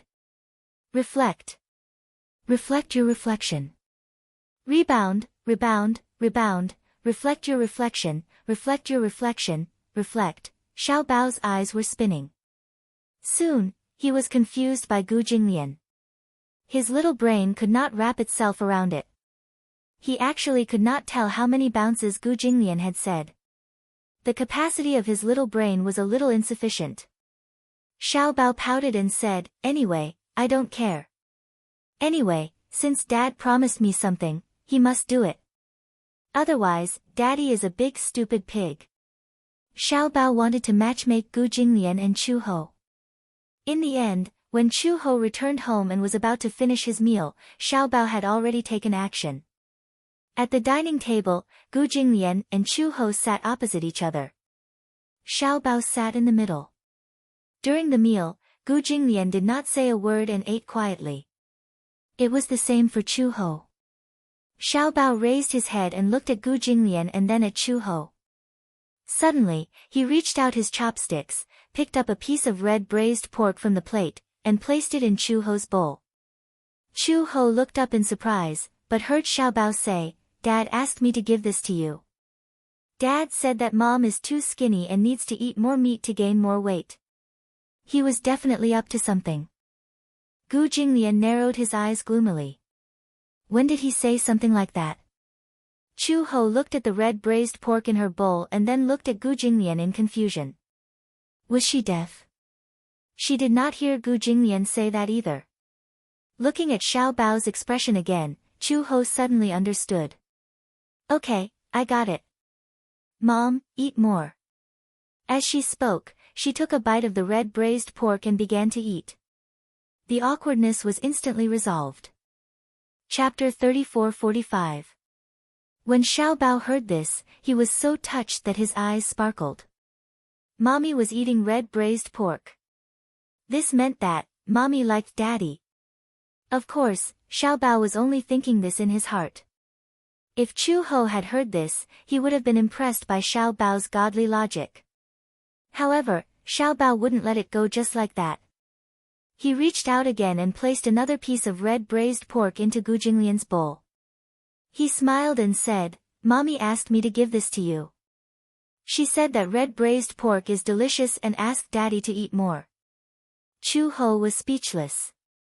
When did she say something like that? Gu Jinglian was speechless. She didn't say that. Xiao Bao looked at him with disdain. How did you know? I didn't hear it. Hey, Daddy, that's because you and Mommy don't have telepathy yet. Xiao Bao said seriously, Mommy said it in her heart. I heard it. Because Mommy and I have telepathy. Chu Ho resisted the urge to vomit blood and forced a smile. It's delicious. Eat more. Then, he lowered his head awkwardly and dug into his rice. Gu Jinglian frowned. He didn't really like red braised pork as it was too greasy. He had always been a light eater. However, just as he was about to put the red braised pork aside, he saw Xiao Bao looking at him with sparkling eyes, as if waiting for his evaluation. Gu Jinglian bit down on the red braised pork. When Xiao Bao saw this, he said cheerfully to Chu Ho, Daddy said that Mommy's red braised pork is the best. Cough. Chu Ho choked on a mouthful of rice and coughed for a long time. Gu Jinglian's expression changed again and again. A mouthful of meat was stuck in his throat and he couldn't spit it out. His face turned green. This guy, when Xiao Bao saw that Chu Ho had choked, he couldn't help but rebuke, Mommy is really too much. Can't you eat slower? No one's fighting with you. As he said this, he scooped a bowl of soup for her and pushed it in front of her. Drink some soup. Chu Ho picked up the bowl awkwardly and carefully drank a few mouthfuls of soup before swallowing the rice. She cleared her throat and picked up the bowl again. When she saw that Gu Jinglian had already silently eaten the red braised pork, she couldn't help but be stunned. She remembered that this man seemed to hate such greasy meat. He had never eaten red braised pork before. Unexpectedly, he had eaten the whole piece. It wasn't easy. Suddenly, Mommy Mommy Hua, Mommy Mommy eat, Mommy eat eat eat eat, Mommy eat eat. Huh? Chu he looked as if she had seen a ghost. You're sleeping alone? Yes. Little Treasure nodded solemnly and said, because my teacher said that when I grow up, I have to learn to be independent. Mamamo mamamo mamanan. He looked so ambitious that Chu Ho didn't want to discourage him, so she nodded and said, sleeping alone is good too. Gu Jinglian glanced at him meaningfully and suddenly had a bad feeling. He had a feeling that this little guy was brewing something in his heart. He couldn't help but suspect the real purpose of his so-called independence. When it was time to sleep, Gu Jinglian's premonition was confirmed. Gu Jinglian had just finished showering and walked to the study when Xiao Bao hooked his finger at him mysteriously. Daddy, come here. He walked to the door and asked curiously as he wiped Mommy's wet hair with a towel, what's wrong? Chapter 34-46. As Xiao Bao spoke, he took Gu Jing's hand and walked towards his room. Finish writing for me. Gu Jinglian's eyelids suddenly twitched violently. When they reached Xiao Bao's room, the little guy pushed him into the study. There were a few invitation cards on the table. He said to him, you can start writing. As he spoke, he suddenly hugged his favorite toy and pillow in his arms and walked towards the door. Gu Jinglian looked at his back. Where are you going?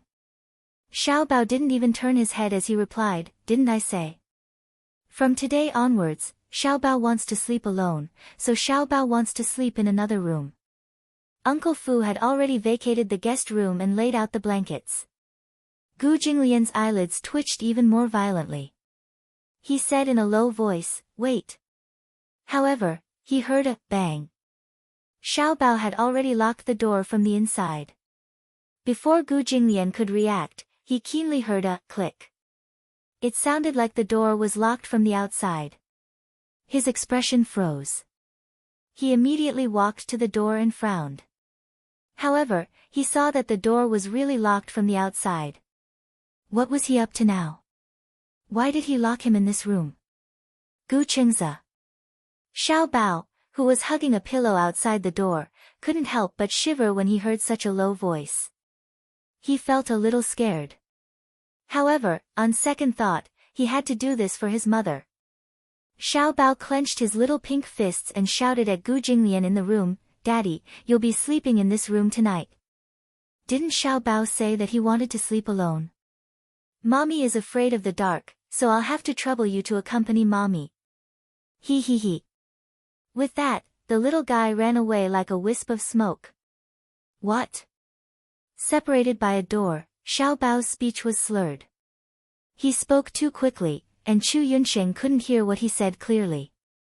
However, just as Gu Jinglian was wondering what Xiao Bao wanted to do, the door of the shower room suddenly opened. He looked in the direction of the voice and saw Chu Ho walking out in a bathrobe. As soon as she walked out, she was shocked to see Gu Jinglian standing at the door. Just now, she was taking a shower and drying her hair. The hairdryer covered the sound outside the door. When she walked out, she saw Gu Jinglian standing at the door, but Xiao Bao was nowhere to be seen. Chu Ho asked warily, "Why are you here?" Gu Jinglian calmly turned around and sized her up. Chu Ho was wearing a bathrobe. She had just taken a shower, and her entire body was as clean as jade. She was so beautiful that she didn't seem ordinary. She usually combed her hair up, but now that her hair was loose and draped over her shoulders, she looked very feminine. He had never really looked at her seriously before, and only now did he realize that this woman was actually so beautiful. Seeing that he didn't speak, Chu Ho repeated herself, "Why are you here? Say something." Was he mute? Gu Jinglian said, "What do you think?" Chu Ho was even more confused. What did she think? What did she say? How did she know? Since he was already here, he might as well make the best of it. Gu Jinglian sat down on the sofa. This time, he roughly knew what Xiao Bao was thinking. He wanted to force him to stay in the same room as Chu Ho. This little guy was so young, but he was so scheming that he could even think of such a method. It was really an eye-opener for him. It seemed that he had underestimated him by calling him stupid. This guy was very smart and liked to pretend to be a pig to eat the tiger. Good job, Gu Qingzi. In the guest room, a certain little guy who was spreading the blanket suddenly sneezed. Oh. Chapter 34-47. Gu Jinglian sat on the sofa expressionlessly, looking calm and composed. When Chu Ho saw that Xiao Bao wasn't in the room, she couldn't help but find it strange. This rascal was still in the room just now. She took a shower first and instructed him to make the bed. Obviously, Chu Ho didn't take Xiao Bao's suggestion that he wanted to be independent and sleep alone to heart. Xiao Bao was so afraid of the dark. Even if he wanted to sleep alone, he needed someone to coax him to sleep before he left quietly. Sleep alone? He couldn't sleep at all. She had only taken a shower, but where was he now? How could he have disappeared? She asked, "Where's Xiao Bao?" Gu Jinglian looked at the door. Chu Ho followed his gaze and looked at the door. She suddenly felt strange and immediately walked over. She reached out to grab the door handle, but the door was locked from the inside. It was actually locked from the outside? She was extremely surprised. She turned around and looked at Gu Jinglian in astonishment, but heard him say calmly, "It's your son's doing." When Chu Ho heard this, she immediately realized what was going on. At the same time, she said indignantly, "It's your son too." Gu Jinglian raised his eyebrows and didn't say anything. Chu Ho slammed the door and said sternly, "Xiao Bao. Outside the door, no one answered for a long time. Xiao Bao was no longer outside the door. Chu Ho was a little angry. What was this rascal trying to do? Why did he do that? Why did he lock us in a room? Gu Jinglian looked up at her again. For a moment, his deep, phoenix-like eyes were filled with unfathomable emotions. She could not see clearly or understand what was brewing in his eyes. He suddenly started to seriously consider Xiao Bao's suggestion. Hence, at this moment, he was deliberating on how to say it. However, just as he spoke, Chu Ho, the next second, he was interrupted by the ringtone of a cell phone. Chu Ho followed the sound and looked at the bed. He saw his phone vibrating and ringing loudly. As she dried her hair, she walked to the bedside and picked up her phone. When she answered the call, the captain's hearty voice came from the other end. Chu Ho, where are you? Come out for supper, we've already made plans. Ah. Chu Ho was confused. Supper? Didn't I tell you after this morning's meeting? Tonight, the anti-mafia team will have supper together. Treat it as a welcome dinner for you. I see, Chu Ho wasn't interested in supper. If it wasn't for an urgent mission, she wouldn't have bothered to go out in the middle of the night. In addition, she was now trapped in her room by Xiao Bao, so it wasn't convenient for her to go out. She said, I can't go out tonight. Thank you for your kind intentions, Captain and Senior. Let's forget about supper. The captain laughed and said, this is a welcome banquet. How can we forget about it? In our group, this is a rule. It's not considered especially grand. Hee hee. We'll just have some barbecue and beer together. Then, Chu Ho saw that she couldn't refuse and said plainly, why don't we change it to tomorrow? I really forgot about this today. I'm sorry. Gu Jinglian saw that her tone was gentle, which was rare. When she was on the phone, her face was no longer stiff. He couldn't help but get up and walk slowly towards her. Chu Ho was still holding her phone. Obviously, she didn't realize that he was slowly approaching her. Okay, there's no hurry. Let's set it for tomorrow then, the captain said. Chapter 34-48. Chu Ho smiled and said, Captain, you should rest early too. Wait. Chu Ho. The person on the other end of the line suddenly called her nervously. Chu Ho raised her eyebrows and said in surprise, what's the matter? Is there anything else? The captain smiled and said, I just wanted to ask you how old you are. Girls your age usually have a boyfriend. Gu Jinglian heard the man's voice and couldn't help but frown unhappily. When Chu Ho heard this, she said disapprovingly, I don't have a partner. You don't have a partner? The man on the other end of the line seemed to be agitated. Just from his tone, it was as if he had heard great news. You're single? Yeah. You can say that. Why are you suddenly asking this? Oh, it's nothing. As a captain, I have to care about my subordinate's marriage. Oh, I see. Chu Ho didn't pay much attention to it. She was especially clueless in this aspect. The man's gaze behind her became even colder. Was this woman an idiot? The man was obviously interested in her. Otherwise, under normal circumstances, no one would ask such a question. His tone sounded quite nervous. He was even inexplicably agitated when he found out that she was single. Did she really not understand or was she playing dumb? After Chu Ho hung up the phone, she turned around and bumped into Gu Jinglian's chest. She furrowed her brows in pain as her forehead bumped into his collarbone. It was quite painful. Chu Ho took a few steps back, only to see Gu Jinglian standing in front of her expressionlessly. He didn't move an inch, but his eyes lingered on her body as if he was trying to figure something out. She asked cautiously, why do you keep staring at me? Who was that man just now? He asked. Chu He, on the other hand, was stunned. What was wrong with this man today? Did he take the wrong medicine? Why was he suddenly concerned about someone other than her and Xiao Bao? Gu Jinglian's personality had always been indifferent. He never cared about anyone and treated others as air. Does it have anything to do with you? Chu Ho said unhappily, why are you suddenly concerned about this? What? Can't I ask? Not an important person. Chu Ho saw that Gu Jinglian's eyes were getting colder and colder, so he said, the leader of the anti-mafia group, my direct superior. Anti-mafia group? However, Gu Jinglian felt that it was extremely ironic. Of all the jobs you could do, why did you have to go to the anti-mafia group? Is there a problem? Chu Ho didn't think there was a problem at all. Even if the man standing in front of her was Xiao Bao's biological father, he was also the man that all the members of the anti-mafia group hated. She joined the anti-mafia group because of her identity and past background. She was definitely qualified for this job. Chu Ho preferred to work with men. She couldn't handle the scheming between her female colleagues in the workplace and the schemes between her superiors and subordinates. She would definitely be overwhelmed. In comparison, the work of the police seemed a little rough.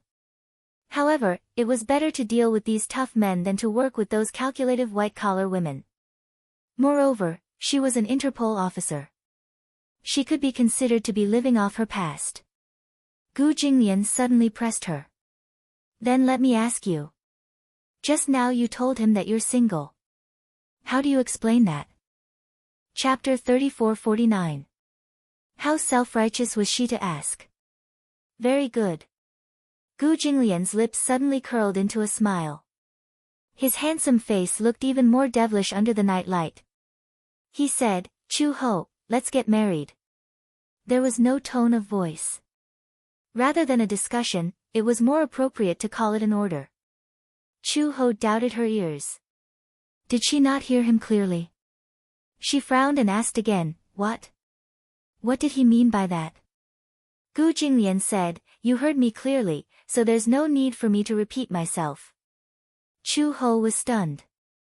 Gu Jinglian had been thinking about this matter for a long time. These few days, Xiao Bao was very anxious about the matter between him and Chu Ho. He did not know how much trouble Xiao Bao would cause if he did not marry Chu Ho. He did not have the patience to drag this matter out.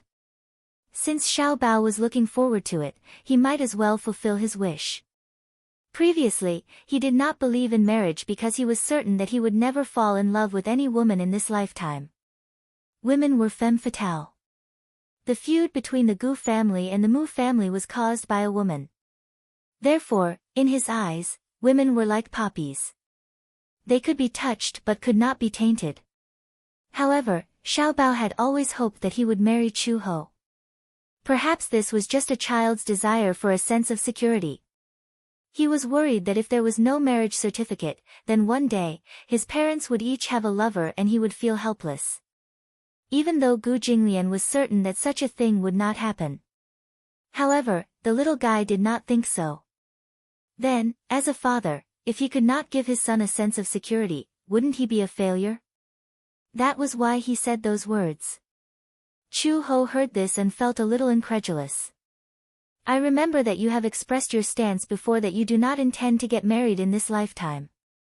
Why, are you regretting it now? Gu Jinglian said expressionlessly, since marriage is just a formality to both of us, then since we're getting married, and your baby Chu's biological mother, you're the most suitable candidate for marriage. Chu Ho was speechless when she heard this. She said speechlessly, so you really don't take marriage seriously. Gu Jinglian took another step closer to her and said in a low voice, Xiao Bao is forcing me to pursue you within a month. Once he lowered his voice slightly, it became an incomparably mellow voice that was filled with magnetism. For a moment, it bewitched her. He came back to her senses and involuntarily took half a step back. When she finally reacted, she came to a realization. Did he say that? Otherwise, why do you think he spent so much effort to lock us in here? No wonder Xiao Bao had behaved so strangely tonight.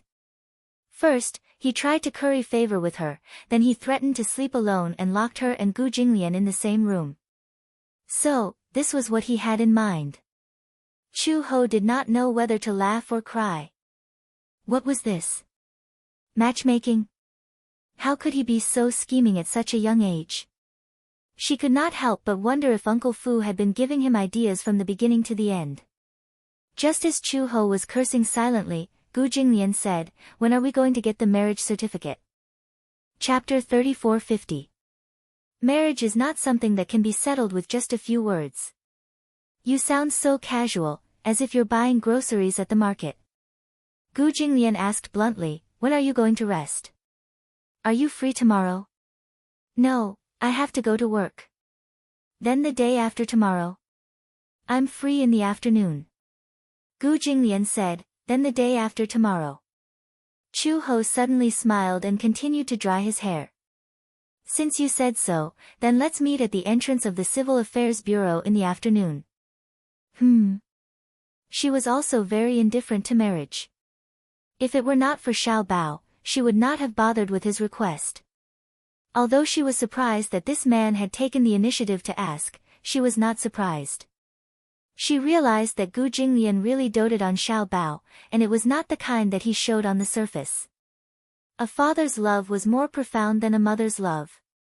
Perhaps, for a man like Gu Jinglian, it was very awkward for him to express his love for Xiao Bao. However, even if it was a small matter, he would still unconsciously show his love for Xiao Bao and protect him. He even indulged him. He did not even dare to imagine that if it had been the Gu Jinglian of the past who had been locked in the room alone, he would have definitely flown into a rage.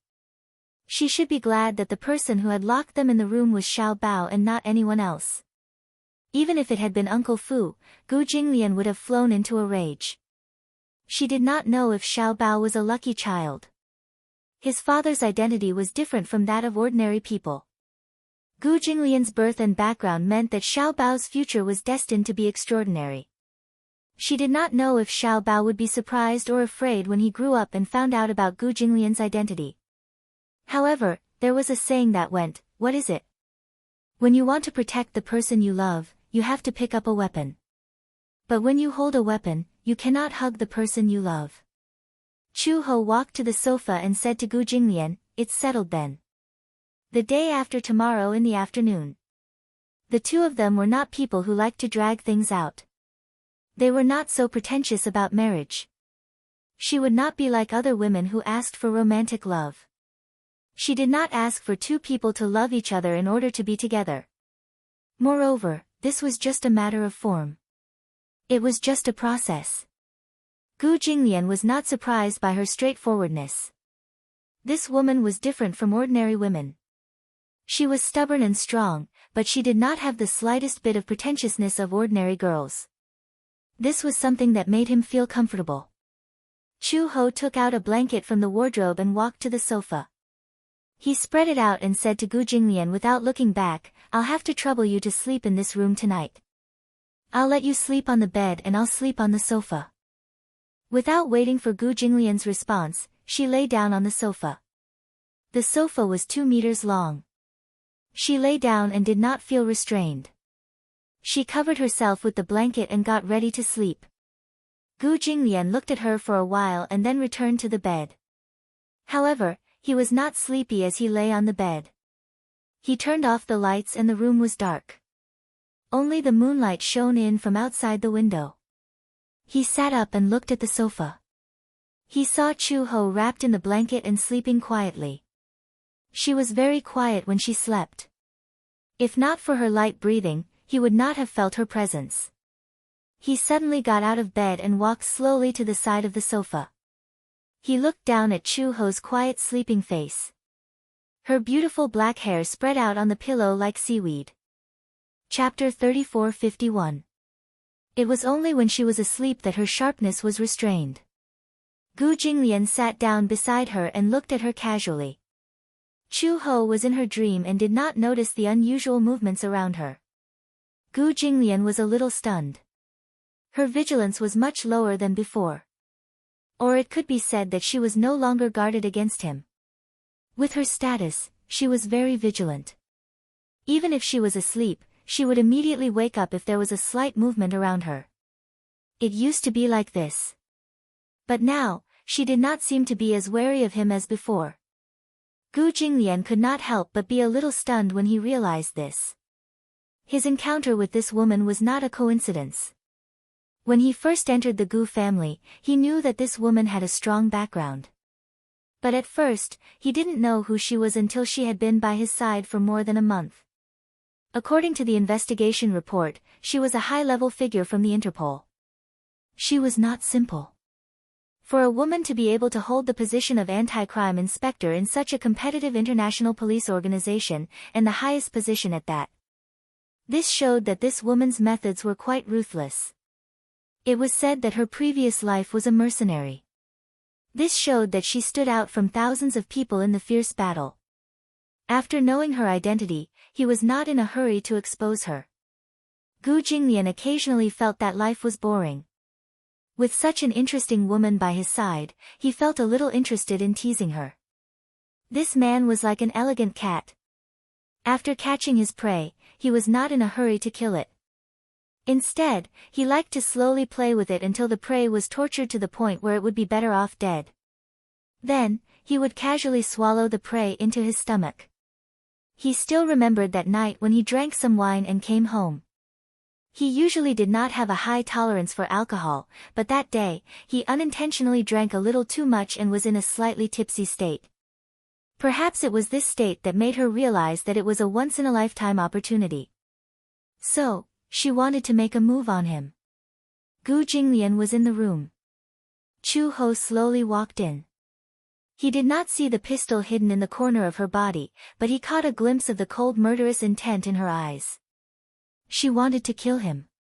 Chu Ho had received the order from the headquarters a long time ago, but he had not had the opportunity to do so.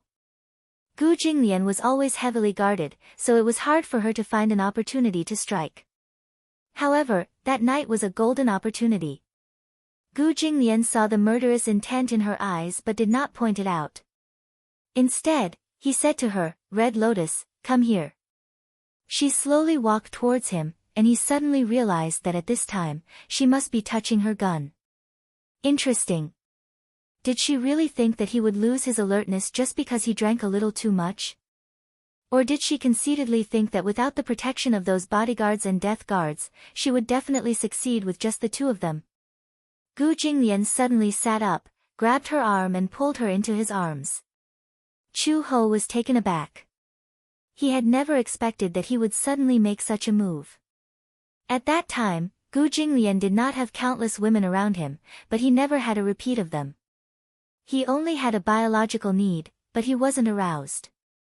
However, at the very least, he had never acted intimately with her.